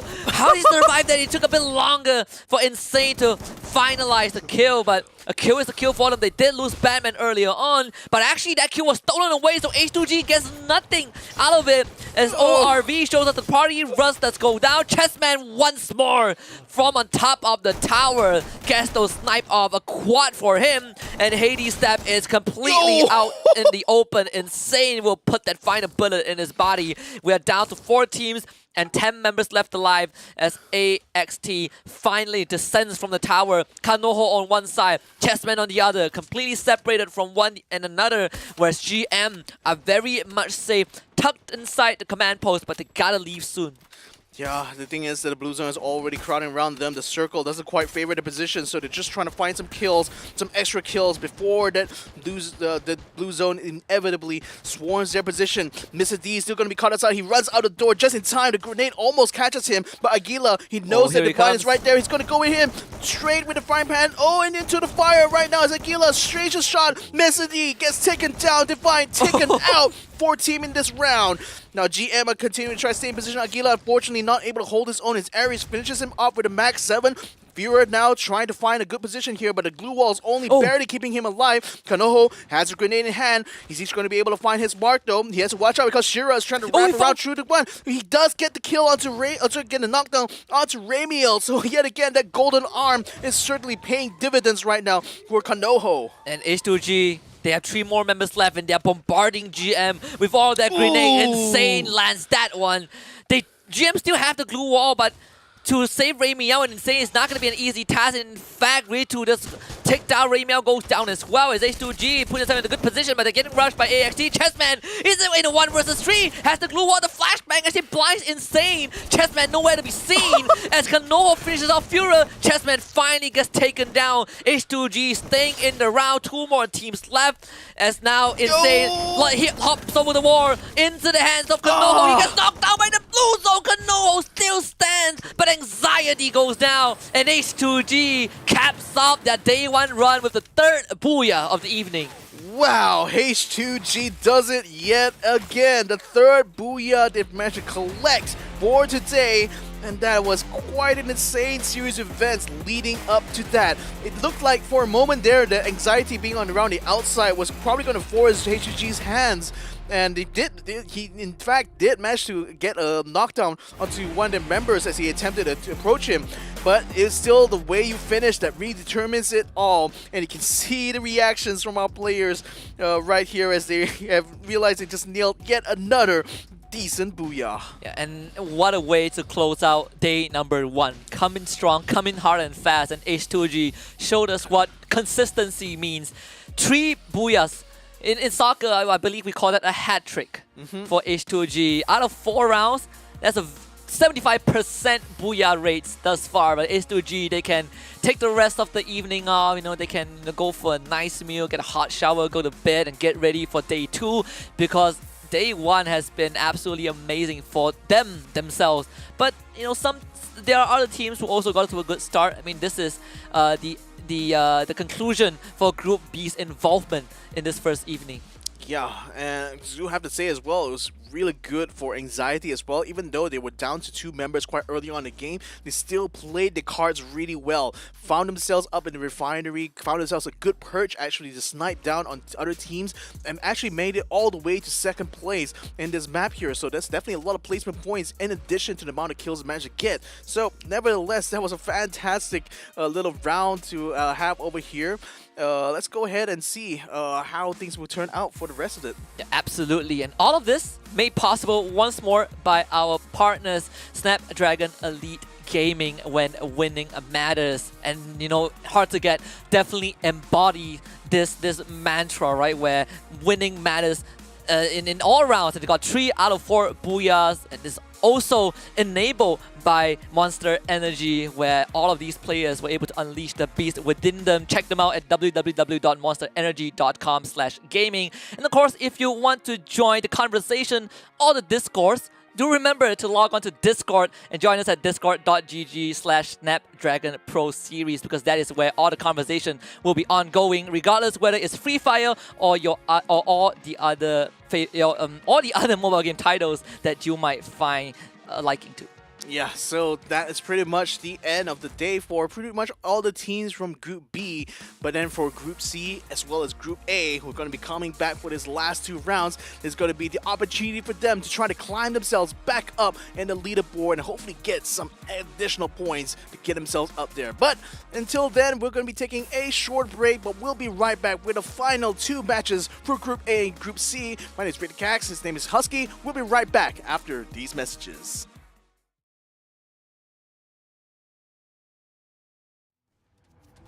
I gotta get it, dime on the mission, snap any minute, casually when it stop tripping on me, stop dissing on me. I got a dream, can't take it from me. My fire's burning, I'm always learning. Tell me where to go, man, I'm on a journey. I can't explain it, I get excited, keep it 300, King Leonidas.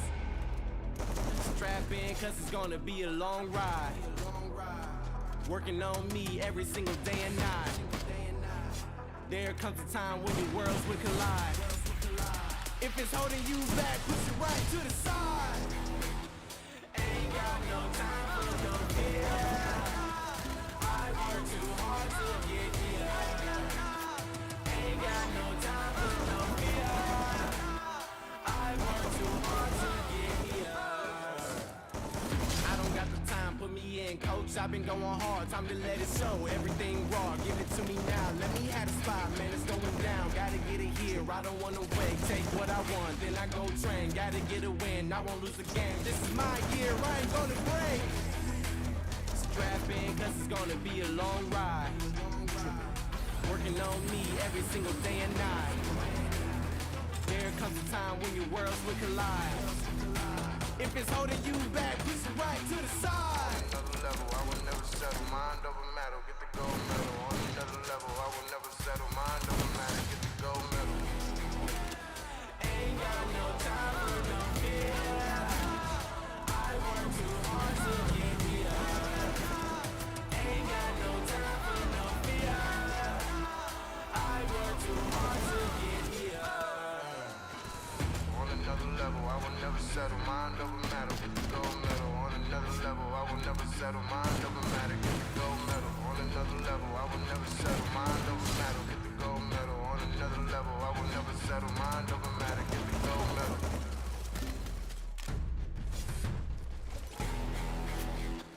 Ain't got no time for no fear. I work too hard to get here. Ain't got no time for no fear. I work too hard to get here. Ain't got no time for no fear. I work too hard to get here. Ain't got no time for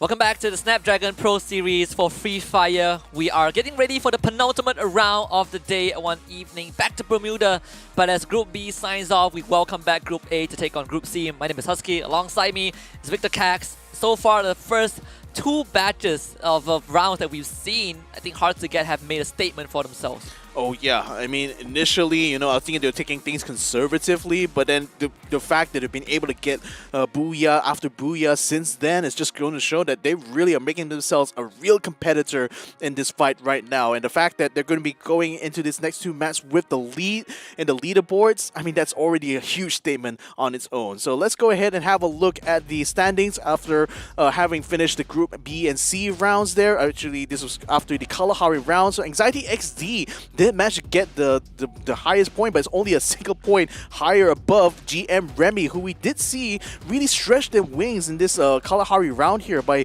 actually being very aggressive in their positioning as well as their propensity to find kills. And I want to quickly, focus our attention on Hard to Get. Once more, Kevin, this was the round that they got the 3rd booyah, the last round of day number 1 for them. They only got 4 kills.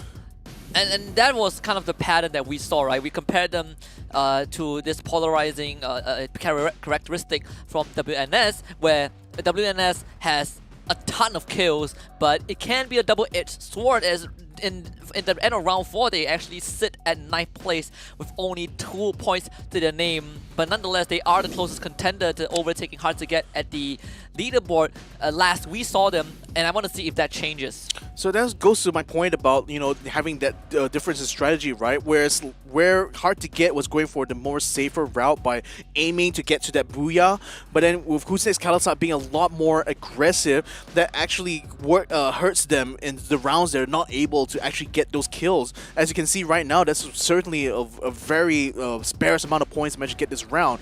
Let's have a look at Anxiety though. The Magic Nail, 4,370 points worth of damage, 9 kills in total with 34.13% of shots on target. That's more than I usually get on CSGO, so I guess that's pretty good. That's more than I usually get on any shooter games, unless they walk into me. But even then, I have problems shooting stationary targets. So props to these guys. This is why these guys are pro players. Let's check out the overall standings, because WNS somehow are at the top, and most of those points came from the kills. We just saw them having an abysmal round 4 with 2 points, and even then they are telling us that hey, calm down. Yeah, Hard to Get have 3 booyahs, but who needs 3 booyahs when you have 35 kills and you are still in 1st place? But it's still not quite that big a win, because remember, a lot of those were from some of the earlier rounds here. So the thing is that them having faltered in this most recent round means that Hard to Get has already closed the gap from 19. Now it's only 5 points away from overtaking Who's Next Kalasat PH. So certainly that's put them in the kind of like good position here to try to contest them. But certainly it just goes to show that, even though you may not be able to get the most in certain aspects, but by focusing on what you're able to pull off, what you're actually strong in, you can still guarantee yourself a decent position in the standings. Yeah, and I want to quickly pull our attention to Divine in 9th place, right? And I say that because so far 1st to 8th place are teams from Group A and B, right? In Group B they finished all their games, but even then Divine is kind of the leader of the pack, the representative of Group C, because I believe they have something to prove, but so far it feels like they were not able to overcome the team from Group B. Let's see if that changes against Group A, because we have teams like AV Liger coming back in, Warsick Philippines also rejoining the fray, AKO Ultraman, Orange Esports, these guys will be back on the battlefield. GIX Project as well, the teams that I want to check out on Group C haven't been doing too hard. I mean, K9 in literally 2nd last place, but let's refresh your mind, your memory of who is in Group A. AV Ligers, Orange Esports, GIX Project, Warsick Philippines, AKO Ultraman, and EVA Continue. Yeah, so these guys had a little bit of a break for the last couple of rounds, but now they're going to be back in action once more and definitely looking to try to climb themselves up on the leaderboard. With all of Group B not being part of the part of the equation anymore. That means that there's still a lot of ground that can definitely try to catch up onto the rest, especially when you talk about the midfield of the leaderboard. But let's have a look at Group C once more. It's going to be comprised of Legion Alpha, Honor Romeo, ORV Tyrants, Black Angels, Maharlika, K9 Esports, and finally Divine. Yeah, Divine is kind of the pack leader right now for Group C. If you are playing for the Group C pride, I mean, Divine is your best shot because everyone else so far has not had any rounds that they can be vocal about. I mean, K9 dropping the ball, Legion Alpha standing no chance. In fact, it felt like an internal warfare. They were fighting with each other for both Bermuda and Kalahari. So if there's one thing that we found out from the match 3 and 4 is that Group C are not able to overcome Group B. But maybe Group A brings a different dynamic to this competition. But then given that they've only been able to play 2 rounds so far, I mean, it's still another round for them completely here. So it's still fair fight, right? Yeah, it's still going to be... Both of them only played 2 rounds, or both groups only played 2 rounds. So yeah, so it's definitely going to be a good opportunity for them to try to see if they can make a good mark here, especially as we're coming to the close of the day here. This is going to be their final opportunities, really, to try to gain some extra points. So yeah, I mean, definitely going to be keeping our eyes out onto Divine. They seem to be the standout so far from Group C here, and let's hope that they're going to be able to continue that on, or maybe I just had jinxed it for them, and well, bad luck for me, I guess. Bad luck for them, right? We're not playing. Ha! I'm sorry, Divine. Please don't do. Please don't. We're in match 5, the second last match of this evening. Group A against Group C. It was a rough one for the teams from Group C, and hopefully they can find their footing. Group A, they got a well-deserved break after very intense first 2 matches, but now it's a completely different set of opponents on the battlefield. We'll see if teams like EVC can kind of continue that dominance that they have shown in the first 2 matches. Yeah, and there certainly can be a case be made that sometimes having that little bit of a break allows these teams to kind of like regroup their focus and hopefully be able to, take that opportunity to try to tune their strategies a little bit more, because sometimes, especially when you're doing back-to-back rounds, it can be a little bit difficult to have like a clear picture of how your progress is and how exactly you can patch up some of those mistakes. So sometimes, having that little break, it can be very crucial to a team's success in the future. But nevertheless, looking at the way the map is spread out for the moment, there's still a few hotspots though that I could see off, especially down by the southern side. AKO AV Ligers, they are pretty much in a field of their own here, pretty much having free reign to try to go around and farm as much as they need in this area here. That's the thing though, because like, especially what I've noticed for some of these teams when it comes to Bermuda is that they tend to focus more on that early game farm rather than actually trying to go for those early game aggressive like fights here. And sometimes that does work to their advantage, sometimes it doesn't. Did I just see that right? Seika just walked on air? That's the thing though. We also saw Let's Go pretty much do the same thing around the pirate ship. Yeah, well, I mean, the pirate ship, there's an argument to that, right? There's the structure of the ship, but Seika literally walked on air. Sure, I mean, again, it might have been just maybe a little piece of the geometry just sticking out that allows him to stand onto there. It could be. But that's the thing. Like sometimes it can be very interesting, sort of like what do you call it, idiosyncrasies on these maps that teams can sometimes take advantage of. I'm not sure what kind of advantage can you get from that specific like area on that bridge, because it's still a very exposed position. Unlike the pirate ship, where if you can find a good platform or like an invisible platform to stand on, that does give you a bit of cover. But in some situations, maybe you might be able to use it as a bit of a shortcut to get from one place to another. Who knows? But in the meantime, though, it looks like it's a very, very quiet early round that we're going on here in Bermuda, because none of these teams are really stumbling into each other here. They're just more focused on trying to get that farm and hopefully save a lot of their energy towards that final circle battle, because they know that's when the action will start to heat up a lot. McRory trying to get himself up on the platform. That's a nice and good shot there, getting himself surfing all through the air, sailing on top here. And this is a good position to be in, because this is going to give him a bird's eye view of the surrounding area. So that's going to allow the rest of EVC to farm without pretty much worrying about any other teams trying to encroach onto their position. just good maneuvers from the side of EBC.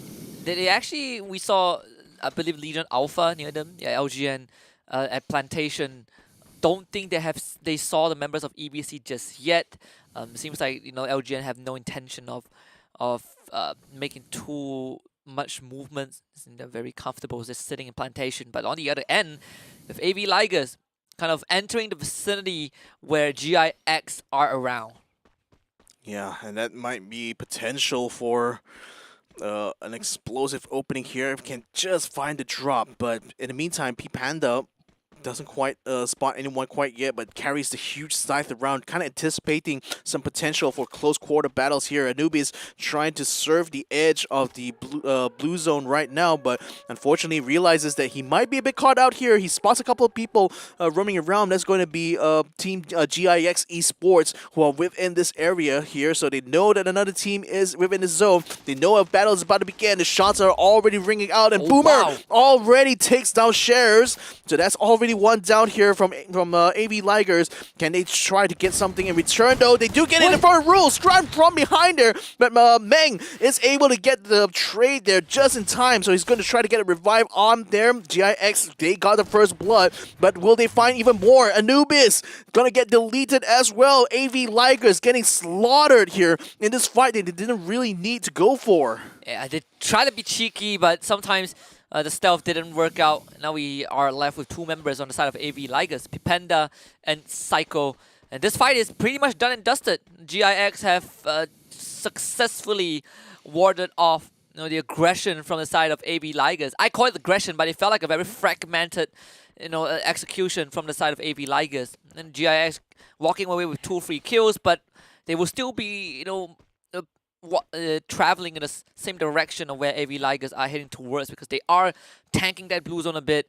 But as for AV Ligers, they have no choice but to disengage. Yeah, this early game right now, I mean, the blue zone will hurt, but it doesn't hurt as much as the later circles. So can still afford to try to maneuver around inside this. You get that? I mean, they've been out here for quite a while, and then P Panda is only down to just about a quarter of her health at this point. So she's still pretty good. She can still continue to run around here, maybe try to find some additional farm as they run through this other village. In the meantime, what's going on with Divine versus BA? Because it seems like BA is having a bit of a low ground here. They're going to have to fight uphill, and Shiraz is going to try to hold them off with the grenade. Doesn't quite get the knockdown that time. Going to throw another one in this direction. Elgato's going to try to, Guanto is going to try to wrap around there with his motorcycle. He tries to run in front there. He does pick up Shakur, but Divine still trying to fight their own. They have the top of the hill. The glue walls are coming out, making sure the BA still has the ground to fight on. But look at that, a little gap there. It's going to be a downfall of Shakur. This XFX is going to be knocked down off of his bike.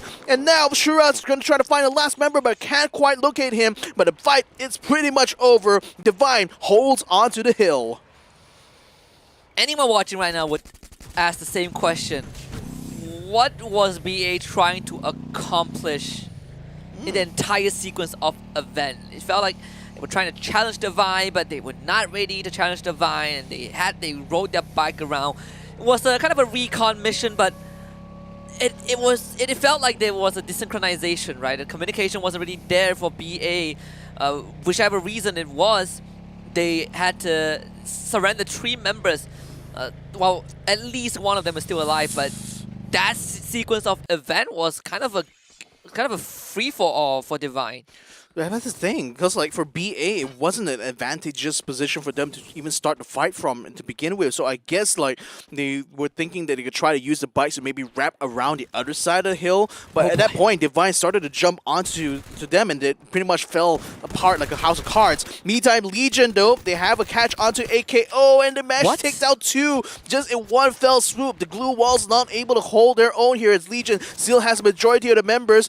Too Fast attempts to try to send a grenade down, but takes a lot of damage as well. He's going to have to tank all of it for now. But across the bridge, there's some shots being fired onto him as well. So Too Fast going to lose his glue wall. Just puts that one down in nick of time, but he's still caught around the outside. He runs towards Legion's direction here, but he is very much in trouble right now. He's going to get knocked down. That was very inevitable here. The Axel attempting to try to get some return shots, but he's way too far out there to help his friend out, and unfortunately has to abandon ship.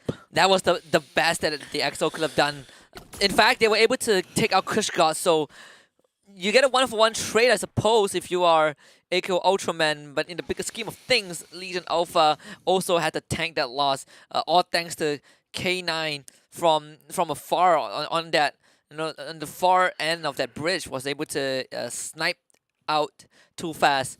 AKO Ultraman just had no way to deal with it, or those long-range fires. But that also means that LGN is now alerted to where K9 might possibly be. I mean, for EXO, close quarter combat is something that you don't see too much from this guy. He prefers to stay behind.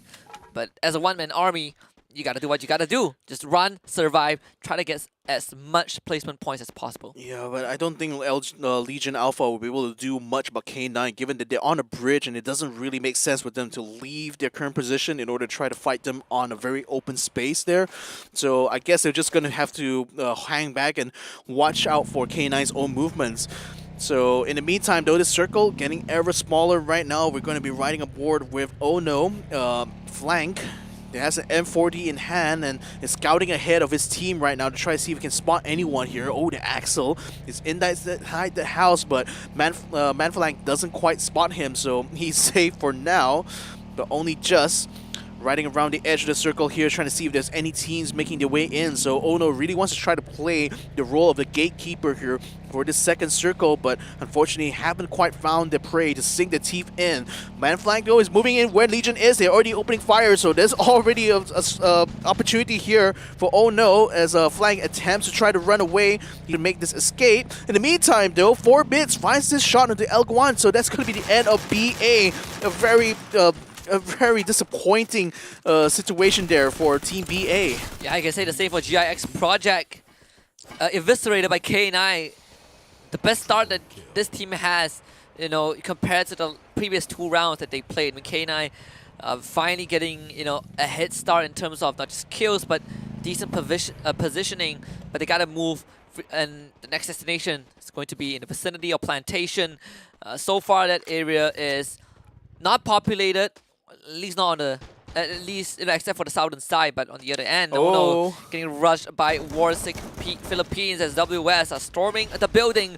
Compound pretty much compromised. Manflank going to be the first point of contact, but he does have a couple of glue walls for him to work with, and that's where Invoker is going to toss out that grenade, trying to flush Manflank out. It did connect, bringing Manflank down to a really low quantity of health, and that's where Invoker goes in for the knock, and Manflank, trapped by his own glue wall, will be taken out. Yeah, no way out of that situation there. I can only imagine Legion just watching this development with glee right now as Team Ono gets completely wiped out, even though Bitterlix is able to get a kill onto Warsick, one of Warsick's members too slow. Warsick is going to be moving in now to try to finish up Bitterlix, but Bitterlix still able to use the glue walls to his advantage, runs around the outside there just as he clears out, but that makes him completely exposed. He's going to try to run around there, puts into some shots there, but unfortunately a knockdown still comes through from Joey with the Mag 7 and pretty much finishes up Bitterlix right there and then. And I just realized that we have a very interesting cast of player names. We have Superman and Batman. We have too fast, and we have too slow. So we have Hawkeye. Do we have Black Widow? So far, we don't have that yet. Oh man, I feel like okay, maybe not Black Widow, Deadeye or Deadshot. What's the name of? I think Deadshot's a DC character, name, right? DC character as well. So yeah, I can't think of anyone so from Hawkeye Marvel. against Deadshot. Yeah, that makes more sense. Not Black Widow. That is a completely different one. Well, in the kids didn't make the connection between too fast and too slow there, so that caught me out a little bit. Well, we didn't get to see much of Warsick in the first 2 rounds they played. True. They did have a slow start. Invoker with another knock onto Abnoy, but no finisher just yet. Warsick had a considerably better round up to this point, but they do have ORV behind them. And thankfully for Invoker, he has a couple of glue walls to ensure that they can proceed forward. And I say that, and they have made contact with Orange Esports out in the open. Man, if only that was a frag grenade, it could have been a knockdown to Jabat, but he's so lucky to get away with that just now. When I say that, Shiraz just gets a knockdown onto him, so he's very much in trouble. There's not enough time to get him out of the way. Jabat is deleted off of the map right now, even though they're one of the first couple of teams to actually get within this next circle here that seems to have been their downfall because Divine was already ready for a fight here. And in fact, Shura Easy is not quite ready to lay down his guns because he spots ORV trying to make their way towards the circle as well. So now they're going to play Gatekeeper and start sniping at them from a distance here. Shura Easy spots Divine as well. He's going to be shooting them with the pistol, and doesn't seem to have made his mark quite yet. But for now, Divine pretty much holds control of the circle. Ultraman gets knocked down there and knocked out of the game there with Axel, the last member being caught out by Superman. And now K9 is going to be on the move, taking control over the northern side, where there's actually a complex that provides some good cover. What a round for K9. Continuing that streak. 7 kills thus far. No casualties on their end. Orange Esports not so lucky though.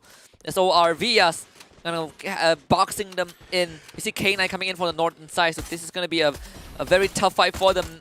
Legion Alpha as well, caught in a bad spot. They're going to try to raise Warsick up the hill, but Warsick Philippines made it there for the Legion. Blank getting a knock. Pain also chips in as they all hold hands. And K9 getting reaping all of this reward. I mean, Legion wanted to outrun Warsick, but they run straight into K9. That means Blank gets a knockdown, gets a kill on the Seika. Unfortunately for Mickey, he is left all alone behind that glue wall. And if it's not K9 that gets him, it will be Warsick Philippines and Volker getting another point for his team. Yep, and they're quite out of the woods though, because Warsick is now going to have to deal with either Divine or ORV very, very soon. Orange Esports just waiting very patiently inside the complex on top there. That's a good shot there with the 1887 by, in order to take down Ruiz. But they will try to get the revive here. Grenade launcher already meeting his mark. Shiraz trying to find some shots here from the side. Hades Step with the MP5 already putting the hurt onto them. Taking out Noob. He's going to try to find another one and get another kill there onto Zen OP. No. So already getting the kills done. Disaster for Divine. Noob knocked himself with the grenade launcher, and he caused 2 more of his teammates to go down because of that one blunder. And now Shura was like, why did you blow yourself up? You know, like we're supposed to use that to get knockdowns on other teams. This is why K9 leading the chart in terms of kill points. Shura can only watch so much angles. Unfortunately, his back is exposed.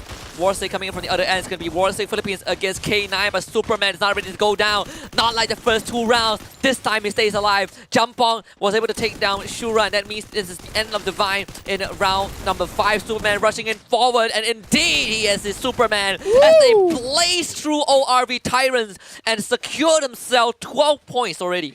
Whew, that Mag 7 is such a powerful gun, isn't it?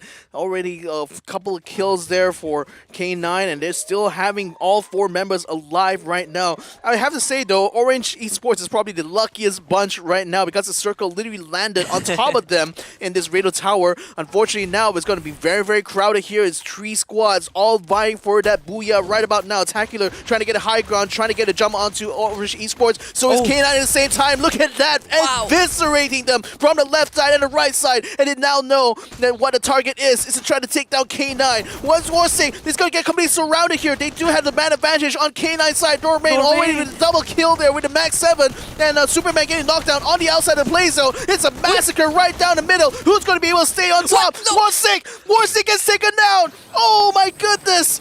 Warsick, it almost looked like he was able to get it, but it was K9 that takes it in the end.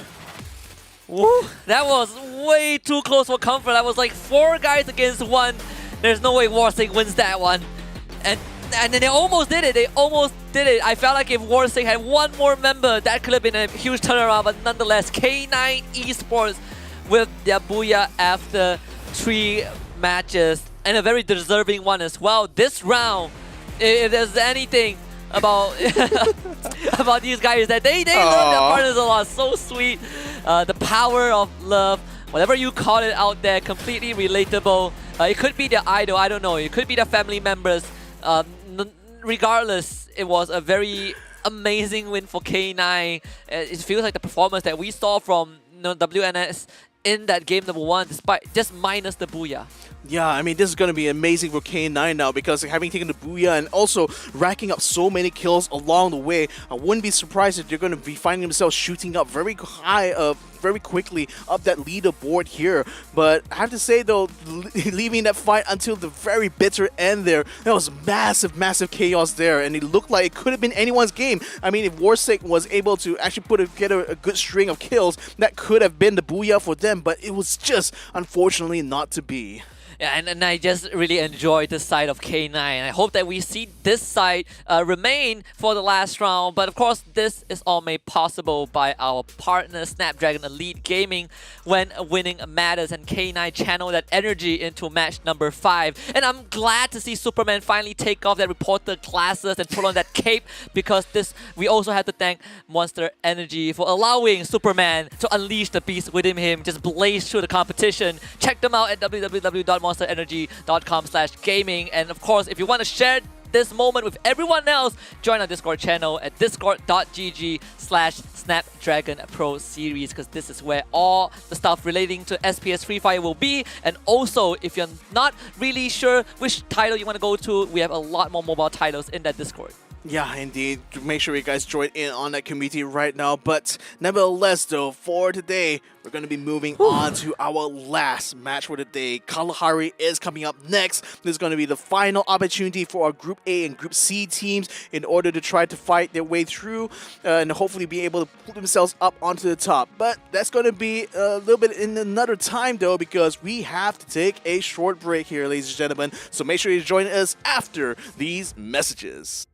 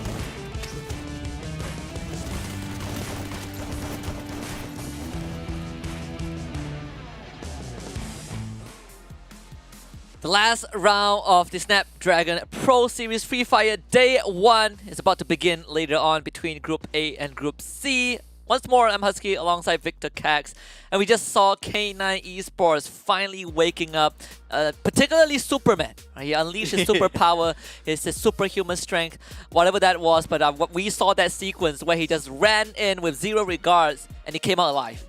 Yeah, I mean, as expected from the invincible, bulletproof Superman himself, but maybe not so much bulletproof, but more brilliant tactics involved on their end, because being able to make their way to that final circle means they're going to net the vast majority of points. Look at that, more kill points than even their placement points there. It just goes to show how much work they've been putting in this recent Bermuda round. So 27 points in total for K9 Esports, 14 points going to Warsick, who did make it a really good last stand towards the end there, but alas, it was only good for 9 placement points. Orange Esports did manage to nail 3rd place, which is probably their best finish so far today here, so that's pretty much a good amount of points there for them to net in this round. ORV Tyrants down in 4th place, Divine in 5th, and Legion Alpha in 6th. Yeah, and so far, at least off of that round, I mean, K9 Esports and the rest of the team showing much better performance than they did when they went up against Group B. So maybe we're seeing this rock paper scissors in effect, right? Group B at the top and Group C coming in second. But we'll have to see if that's going to be the case after the next round. But for now, let's feast our eyes on K9 Esports, because after that monstrous round of match 5, 15 kills, they destroyed 13 ice walls. These guys they just pack a punch, I suppose. Yeah, indeed. I mean, again, just like how Who's Next Kalasak really dominated the first round of the day, now K9 Esports is starting to dominate the last, the penultimate round for today here. So will we be seeing a massive, huge finish here from K9 Esports, or will someone else be the one to try to rain on their little parade here? Let's have a look at the overall standings right now. Who's Next Kalasak's P-Stage, of course, still takes the bulk of takes the top of the leaderboard right now at 59 points. There's still going to be a massive target to be made up from our teams in Group C as well as Group A. But for now, though, it looks like Orange Esports managed to make themselves all the way up to 5th place, just ahead of where K9 Esports is. So this next round could be very crucial for both of these teams' chances to get some extra prize money. Especially for K9 Esports, right? They jump from the second half of the overall leaderboard to the first half, and now they are in 6th place. If they get another monstrous performance in this final round, I wouldn't be surprised to see K9 up in that top 3. And the question now is K9 the hope for Group C? I mean, we can say the same for Divine, right? The position has not changed, but for teams like Warsick, Philippines, and Eva Continue, kind of an underwhelming match number 5. They were getting outgunned, they were getting outmaneuvered, and the fact that we saw so many situations where these two teams, got off to a slow start, but ended up losing gunfights that we thought that they would have an advantage over, is kind of surprising. I have to say, especially for Orange Esports and K9, it does feel like getting up into the top 3 might just feel a little bit more approachable after that amazing performance from the last from this Bermuda round. But it all comes down to Kalahari, and that's where things may change or may not change depending on how they try to approach this. Nevertheless, though, we're going to be getting ready for an interview with one of our members of K9 Esports. Let's go ahead and check it out. Game that you guys play, but suddenly K9 performed very, very well. What happened actually? Actually, the first and second game were so nervous and we didn't get our thoughts together. That's why we got early in the first and second game. But in third game, we got used our teamwork on the game. That's why we rise up. Okey, so untuk soalan yang pertama ini, Iguto menanyakan kepada K9 Blank di mana kenapa game yang pertama dan game yang kedua mereka tidak perform seperti di game yang ketiga. So Blank cakap game yang pertama, game kedua mereka nervous dan ataupun gementar, dalam bahasa Melayunya gementar, dan tetapi game yang ketiga mereka kembali bangkit dan orang kata apa, bermain dengan strategi berkumpulan dan akhirnya mendapatkan booyah. So K9 Blank, I just want to know, in this Snapdragon Pro Series, who do you think is the strongest team other than K9? Who do you think is the strongest team currently? Oh, I think the strongest team is the one who give us threat is the Anxiety and GM Remy. Oh, Yeah, that both team is the one that give us threat. I see. Alright, so Iko tu kata bertanya untuk soalan yang kedua, pasukan apa yang memberikan cabaran kepada pasukan K9. So Blank kata dua pasukan ini, Anxiety dan juga GM Remy. So dua tim ni yang memberikan yang menggugat kedudukan pasukan K9 bagi mereka. Okay, so my last question to you, K9 Blank. Do you guys think that you guys can get another booyah for the last game for today? Of course, we will guarantee you that we will get the next booyah this last game. Okay, how many kills? How many kills that is going to be? Probably we will try to get 2-digit kill for this last game. So 10 above lah. Alright, Yeah, alright. 10 above. Okay, so untuk soalan yang terakhir, Iko kata boleh tak dapat booyah untuk game yang terakhir ni, dan Blank kata of course. Semestinya boleh untuk dapatkan booyah dengan kill yang melebihi 10, maksudnya 2 digit. Alright, thank you so much K9 Blank for your time, and we wish you all the best for the next game. You heard it second here, folks, because, you know, the BM side heard it first. Thank you very much to Ikuto and Haji for helping us conduct the interview. But Blank said they want to get double-digit kills by the end of this last match of the evening. Do you think that's possible? I mean, of course, it's always going to be possible. Anything is possible as far as I'm concerned when it comes to games like these. But for K9 in particular, they definitely need to aim for that if they want to get the top 3 finish, because there's still a huge gap to try to make up in order to be up there amongst the ranks of who's next, Kalasak or Anxiety. But it's still, that double digit is going to be very crucial, because it means that it definitely means that they're going to be aiming for a way more aggressive round here in Kalahari, and it does mean that they really just trying to maximize the total amount of points they can get from this last round. Absolutely. And we also want to get your opinions on, you know, how you feel about the teams and their performance thus far. I know it's only day one, but a lot of viewers out there have their own comments, and share that on social media with the hashtag Snapdragon Pro Series and stand a chance to be featured on our live stream. And of course, if you are watching this on twitch.tv, submit your predictions down below. Let us know which team that you think is gonna take the booyah for the last round, or tell us how many kills exactly do you think K9 Esports will garner by the end of the round. The most accurate answer will get a cookie from me virtually. Like, are you gonna bake it on stream later on, or? I hope so. Oh wait, let me change it. Right, whoever gets the most accurate answer can demand me to jinx a team tomorrow. Sounds more easy. Yeah, that sounds like a easier to deliver, right? Rather than me baking, because I don't want to set the studio on fire. So I'll stick to what I'm good at. Yeah. My voodoo magic. Magical indeed. Ladies and gentlemen, we're going to be running into our final match for today. This is Kalahari here. And boy, oh boy, what a battleground it's going to be for our final 2 group of teams. So let's see whether or not K9 will be able to live up to the promise, or is there going to be more in store for them in these rounds to come. Of course, we have, you know, we have our attention snatched by K9 Esports, right? They came in. I say from the very beginning that K9 Esports is a team that we need to watch out for. After their first 2 debut rounds, you know, I kind of had my doubt, but after match 5, I think K9 have finally found their stride. Just like what Blank said, they came in a bit nervous, but they were able to recover and, you know, get their stuff together. And I mean, right off the bat, you drop late.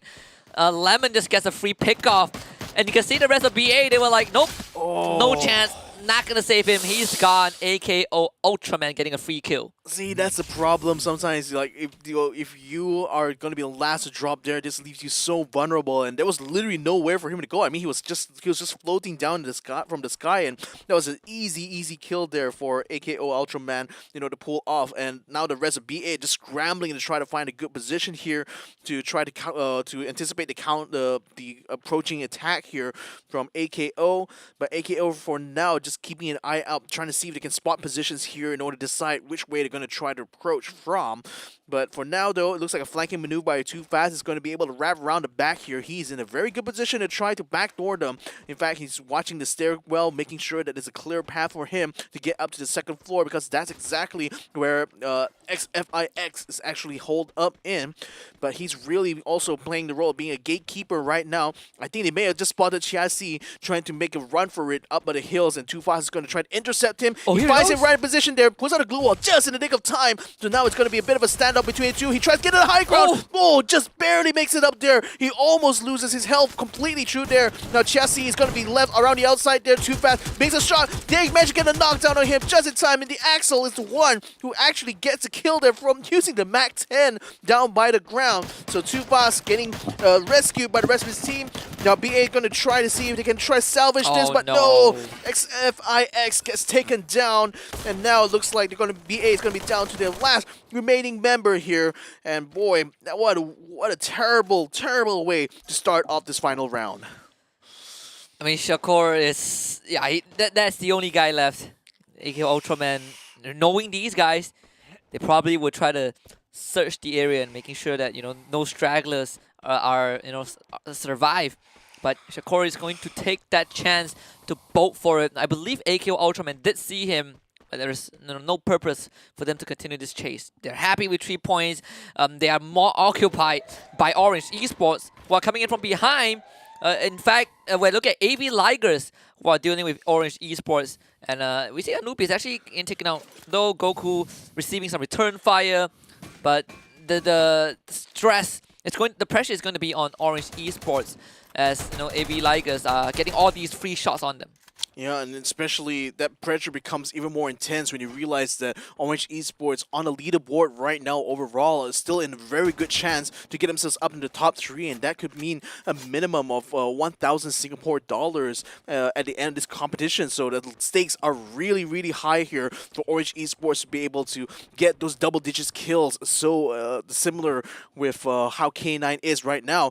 But Orange Esports so far haven't been able to get the jump, and EVC is already getting to the mix now, sending grenades their way. Decause almost getting caught out there. Another one's going to be sent down there, but gets blocked by the glue wall. So no knockdowns, no kills so far for McRory, but not for lack of trying. Ross Ox is going to try to watch the flank here as 4-Bits attempts to try to use the high ground to his advantage, but he also has Ross has to also watch out at the low ground, because inside the complex, that's where the rest of EBC is holed up in, and they can definitely get a really clear shot at him if he's not too careful in the way he positions himself. Yeah, watch out for EVC as McRory.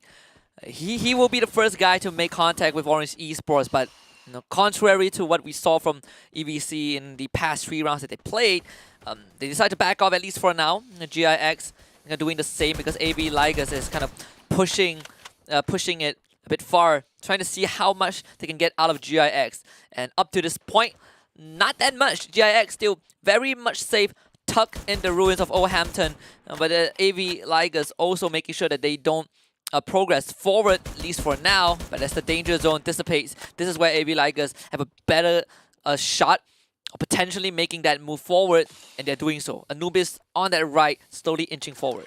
Yeah, but they need that flank to go in front, because Panda can't really hold her position too long. The double-edged sword of being up there in the perch is that you're actually quite exposed at the same time, especially this particular position here. So Panda is going to be banking on Anubis trying to make his flank right now, but he hasn't quite made any good progress his side. In fact, he's going to be peeling back a little bit. Shares is on the other end of the map, or other end of the complex here, and he's trying to get a flank, but he's being held up by Boomer, unfortunately, at this point. Now, Panda joins them on the ground right now. They're going to try to make this a ground assault. Kimi taking a lot of damage here, but he's still able to stay within the safety of his Sakura team blue wall. He's going to set up another one to try to get himself in front, get the knockdown to Panda. Can he get another one? Anubis moves around the side there, still able to stay within cover, but now GIX seems to have gotten the jump onto AKO. Anubis has to turn around here. Rules, attempting to go in front, tries to get a knockdown, still not able to find his mark. But Psycho finds him around the corner there. saving his teammate. And now JX in trouble right now as Boomer is the last one standing. He's going to be the last one taken down by Psycho with his MP40. And man, no. man, what a turnaround. But Orange Orange is Esports comes in to third-party this. Look at that. Getting the knockdown, getting the kill as well. What a way to try to finish this off. Easiest kill of their lives comes right in as the members of AB Ligers were recovering. I mean, Psycho did all that work only to be backstabbed by Orange Esports. And you know what hurts the most? He couldn't revive his teammate, that's one, but all the kills got credited to Orange Esports, so they got 3 for the price of 1. That's an offer if I've ever seen one. I mean, Orange Esports should be delighted with that opening. And you just mentioned that they are in a really good spot to make top 3 as well, right? Aside from K9, and what better way to increase your chances by getting that kind of advantage? I mean, that's just so much value right there. That's not just a deal. That's literally a steal right there. So Orange Esports already off the bat are getting the deal of their lifetime right now, coming into this next circle here, which yet again finds itself landing with Refinery being right in smack dab in the middle. Foundation is also caught up in there as well. Divine here may have spotted ORV because they're both contesting this one spot, but ORV is within the danger zone though, so they're just going to be hungered there for a little while, I think. Let's see what the move is going to be for ORV. So far, they actually are not really in a big threat. Well, except for Jampong, this guy is very far in front, and he's up against the Divine, a team that they are not shy to all of these engagements. In fact, you have Noob. He's going to be the one walking forward. 2 more grenades left in his inventory. They actually ORV have Russ watching from the high ground. They have cover fire from Apnoy as well, but it seems like it is not really stopping Divine from making advancement. They slow them down, but Divine still have the intention to push on forward. In fact, they are responding to Russ as we speak. So this is going to be a kind of a drawn-out standoff, considering that ORV have 1 less member compared to Divine. Yeah, Jampong still out on the outside, but more importantly, Ruse is up on the platform, so he's going to be able to provide some cover and also watch out for any movements from Divine's side. So Jampong is still relatively safe thanks to the cover being provided by those little containers there just in front. But Divine, looks like K9 Pain is also getting themselves onto the platform as well. They're going to try to backdoor ORV here. Apnoy fighting for his life. He has Pain, brings the Pain onto him, but can't quite find his mark. His glue wall blocks him off from the rest. Now they're going to try to climb on top here. Apnoy brings up his healing. Ruiz is right now trying to secure his position here, but no, he gets knocked down. That's a good knockdown there from I think ORV Jampong. He's going to be taken down there right now as K9 Superman takes over the position right over here on the platform, bringing shots onto Divine here. Jampong caught the outside. He's going to be knocked down as well. He's going to be taken out completely. Superman has just made a kill.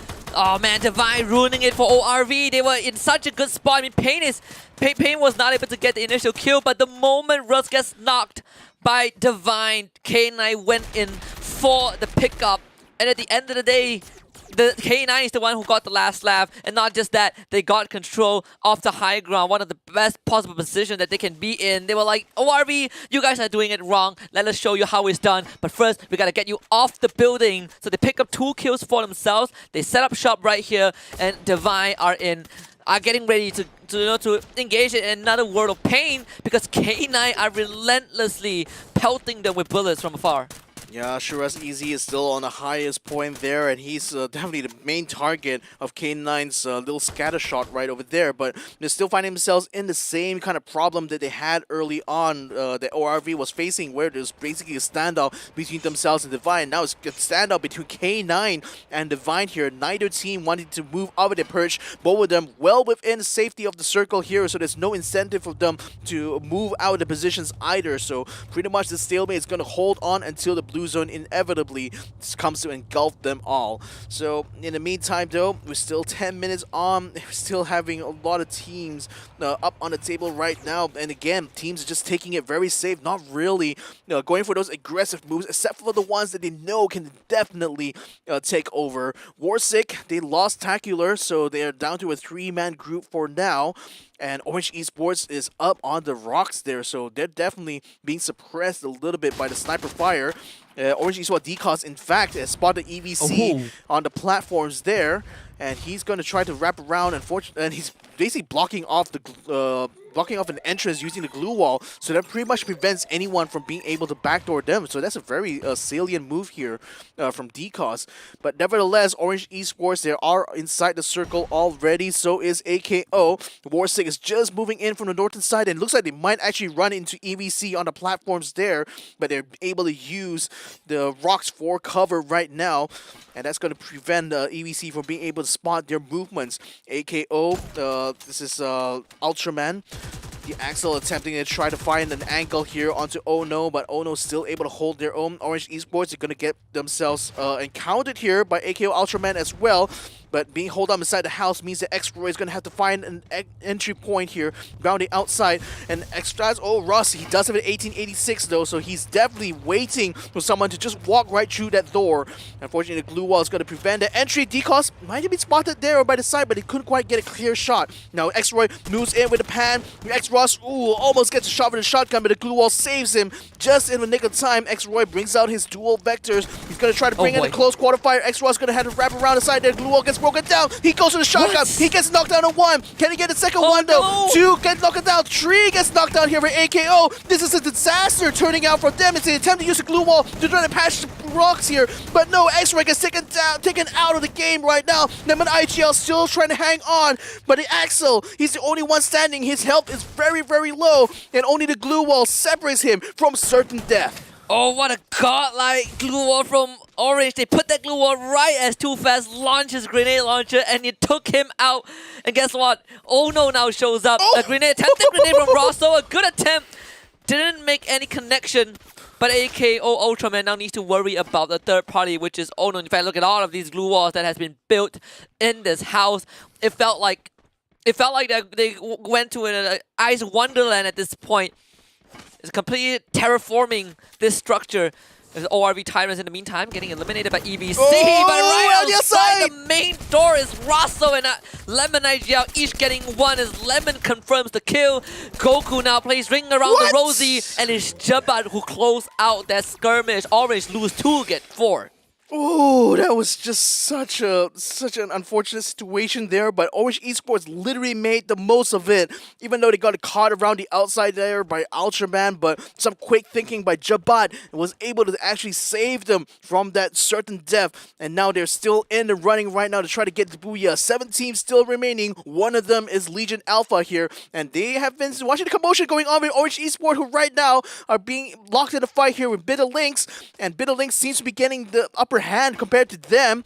No quite a knockdown coming from Ono's side yet. The rest of his team is not quite here, but already Bitterlings is moving, clearing a path there for the rest of his team, who are right now up on the refinery platforms. Oh, actually, they've been up on the platforms this whole time, and right now Orange Esports are finding themselves suppressed from the high ground here, and that's impeding their progress getting any further through into the circle right now. That's a good shot there by Manflang, taking out Kushgod from LGN, so they're already down by 1, but Manflang unfortunately will get caught out and taken down for his efforts here. Bitterlings finally gets knocked down. They're completely surrounded by LGN. Jeb unfortunately jumps into a real massacre here right inside the container, as LGN has already got themselves positioned in there, ready to kick them out. But watch out, Divine from behind, Divine is coming in. They want to backdoor this. Blue Wall is going to be able to keep them out of the way there, so LGN is still alive. Jeb is going to get finished off there just by the sideline. Divine, Mr. D, still trying to find a way to get through this entire best of glue walls here,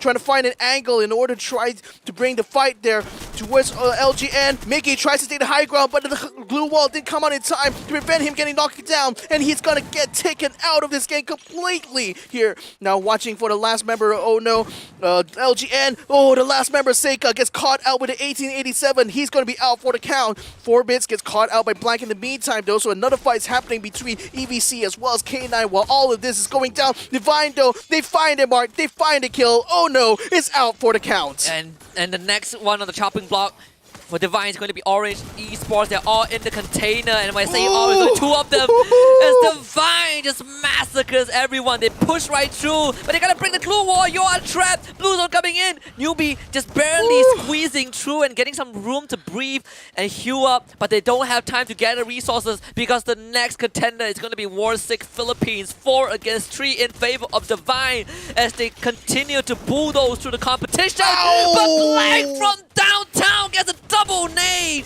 and that is going to stop Divine in their tracks because K9 have not been forgotten. They will now swarm in and completely eviscerate Divine. Can War6 stop them? Deja vu again. This is just like round 5, but the result feels like it is going to be just the same as round 5. A 1-for-1 trade so far. War6 Invoker getting knocked down. Too slow. He's the last man alive. But K9 will overpower War6 Philippines for the second time. And they close out the evening with another booyah. Wow, it's yet again Blank nailing the MVP here for K9 and a booyah to boot here. The second booyah for K9 Esports back to back. I'm not sure if it's quite the double-digit kills that they were looking for, but that's certainly a double-digit haul when it comes to the placement points. Oh boy, the reactions. And K9 and Blank did not lie when he said that they overcame their nervousness. They were able to come together as a team.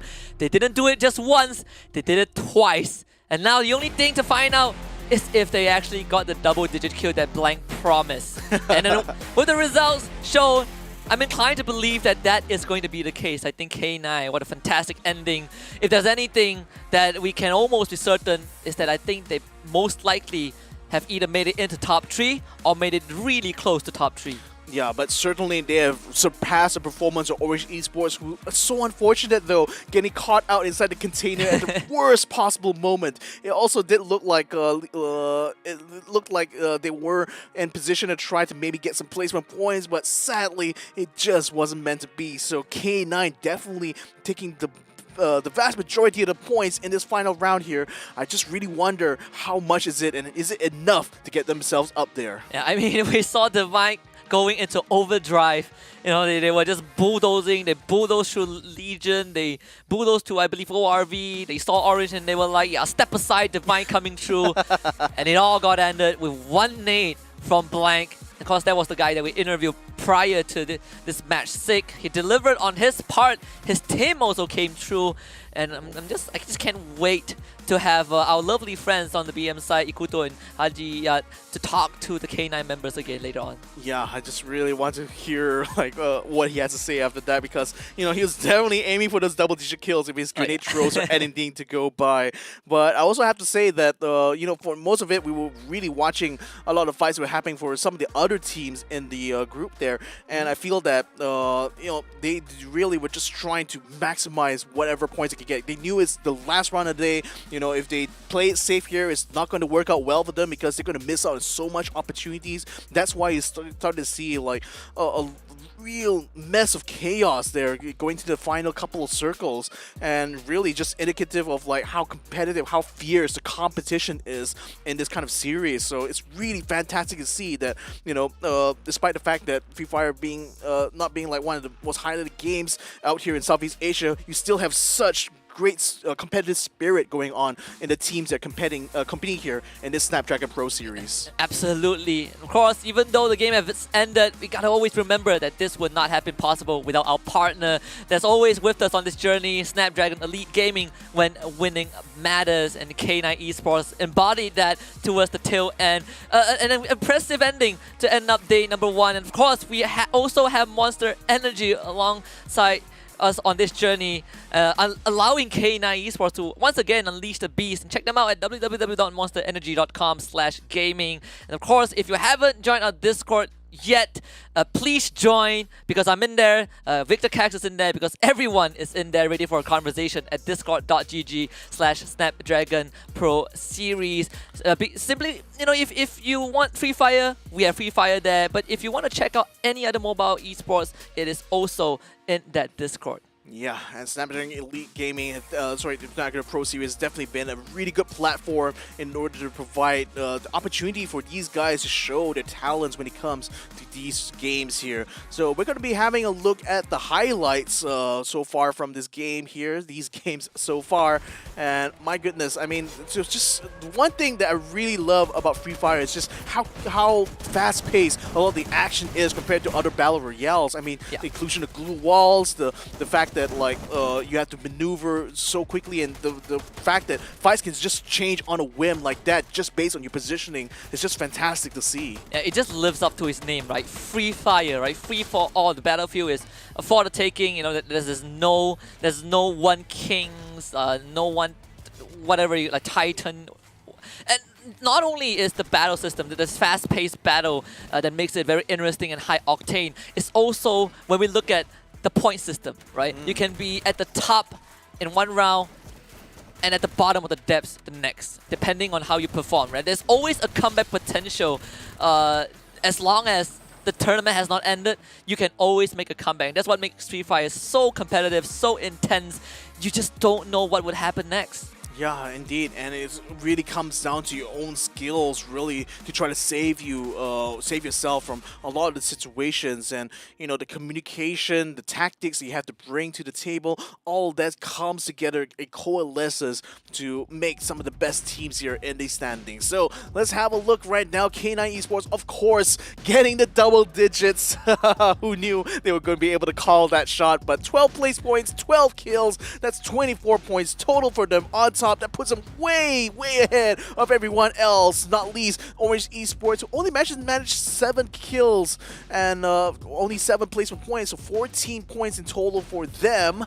Divine does take the third spot there with 12 points. Warsick PH takes 4th. AKO Ultraman did pretty well initially, but unfortunately couldn't quite make it to the end there, so it's only 3 placement points for them so far, but 6 kills still puts them in 5th place.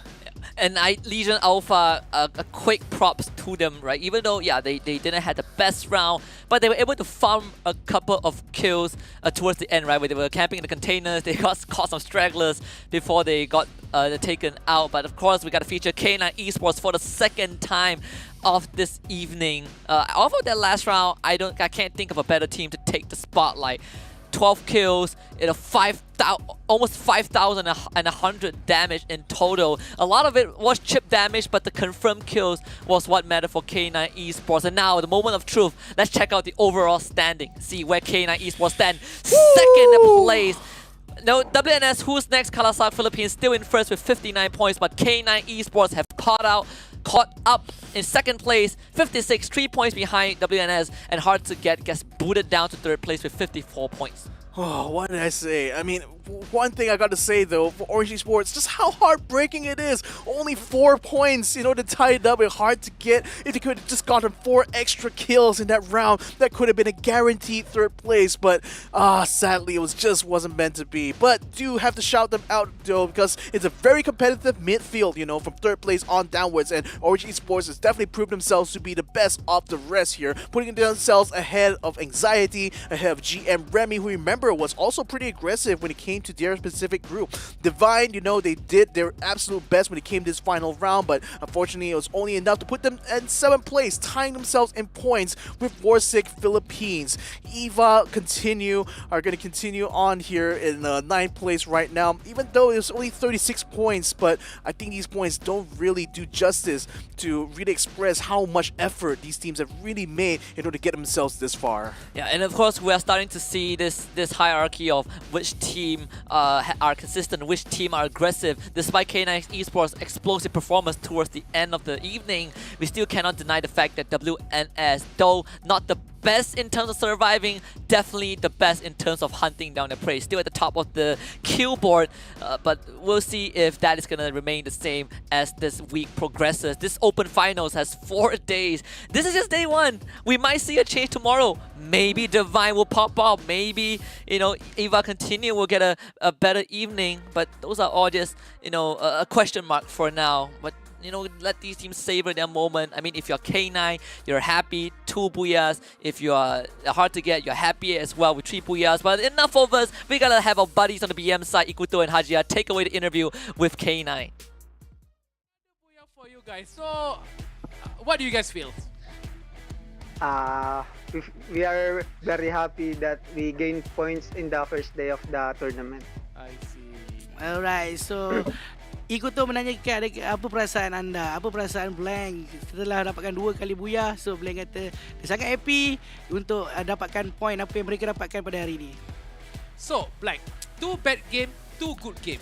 And 2 good game is enough to put you guys at second place. Do you guys think that you guys going to continue this total beat down, or you guys going to slow it down to give chance to other teams? We will try our best to continue the what's happening right now, so we will win this tournament. Okay, Ikuto tanya 2 persembahan yang kurang baik, 2 persembahan dapatkan buyah kan untuk pasukan K9 pada hari yang pertama ini. So ada soalannya, adakah apa tadi lupa dah. Adakah nak bagi chance adakah nak bagi peluang dekat pasukan lain selepas ni, ataupun nak teruskan konsisten ataupun permainan yang baik, 2 game yang baik ni sampai habis sepanjang liga ni. Dan Blank kata dia cuba untuk melakukan perkara tu kan. Dia cuba untuk meneruskan dan menang tournament ni. So, Blank, 2 games, 2 double digit kills and 2 booyah. And I just want to ask you, everyone in your team, they take their phone and show their girlfriend face. You don't have any girlfriend or something? No, I have girlfriend, of course. I'm not single. Oh, you're not single lah. No worries, I'm also single, so we are the same team, okay? We are same team. Alright, so I'm not okay. on your team. So, he's not single. He's not single. girlfriend. Okay. Yeah. Okay. So, the important question that I want to ask you is that, do you guys think that you guys will how many booyah that you guys will get in total for tomorrow? We will try to get 4 buyas tomorrow. And we won't give chance to others. Okay. So Ikuto tanya berapakah buyah yang mereka nakkan pada hari esok. So Blank kata 4. So dia nak tapak semua buyah untuk hari esok. So kita akan lihat apa yang akan berlaku pada esok. Okay. My last questions that I want to ask you, is there anything that you want to say to other teams and also maybe to your fans? All I want to say is good luck to everyone that have a chance to play in this tournament. Yeah, we all deserve it, guys. Very humble. Ooh, very humble. Nice. This guy no drama, very humble. So Ikuto tanya apakah yang nak disampaikan oleh Blank kepada pasukan-pasukan lain. So dia kata semoga berjaya. So kita semua layak berada dalam tournament ni. So good luck, macam tu lah. So dia sangat humble dan sangat baik. Alright, can I Blank? Thank you so much for today.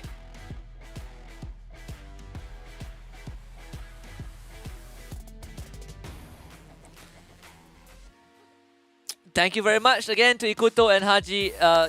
First takeaway is Blank is taken. He's just a bit more humble. You know, he's not showing his partner on broadcast. Not that it matters too much, because what matters is that he's off the market, ladies. And second of all, they made a declaration. Well, he made a declaration on behalf of his team that tomorrow they will swipe all the booyahs away in all 4 matches that they will play. Do you think that's possible?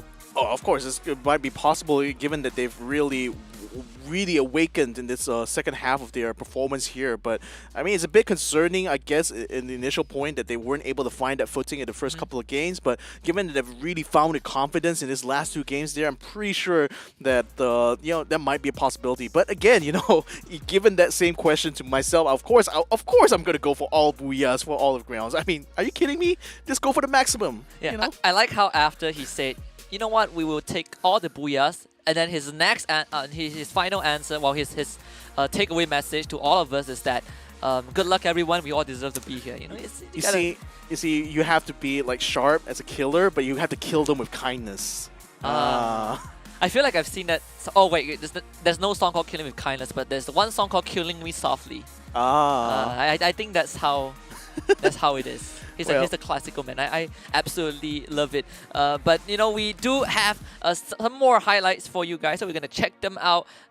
For day number 1, it's been an exciting day. It's been an amazing day, and I just want to say the highlights is basically us being here and witnessing all of those games. We're gonna sign up for the day. It's been an insane day number 1, but this open finals for the Snapdragon Pro Series Free Fire still has 3 more days to go. We will see who comes out on top by the end of this marathon. My name is Husky. Here's Victor Cax. On behalf of everyone at the studio, we wish you guys a good night, and we'll see you guys tomorrow. But I'm unimpressed. So now let me flex. Yeah, I'm a work through the struggle and hurt. Cause I know my worth. And I gotta be first. Yeah, I gotta be first. Look, I don't want anyone's sympathy. I understand what it's meant for me. I give my focus and energy. If it's meant to be, then it's meant to be. But mentally, I'm under.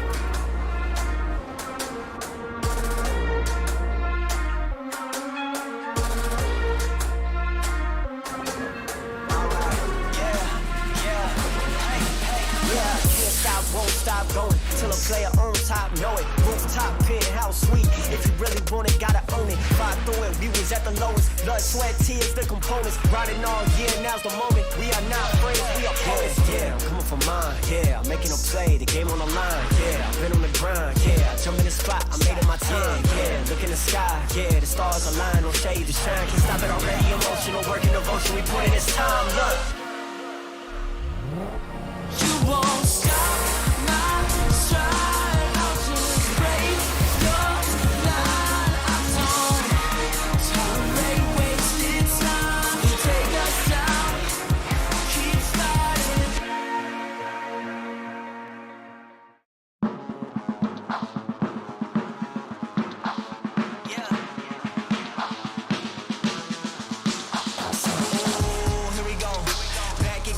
Scenario, win, win, win, win, yeah, we on a roll. Yeah, 2, 4, 6, we like 10 and 0. I should probably tell them something that they didn't know. Back then we was down with nowhere to go. Ooh, what now? Tell me who you see when you look straight up. Like, wait, who us now? What you gonna do when we pull up on you? Like, ooh, touchdown. You already know what it is when I come through you. Ooh, shut down. Say, ooh, shut down. Say, ooh, what now? Tell me who you see when you look straight up. Like, wait, who us now? What you gonna do when we pull up on you? Like, ooh, touchdown.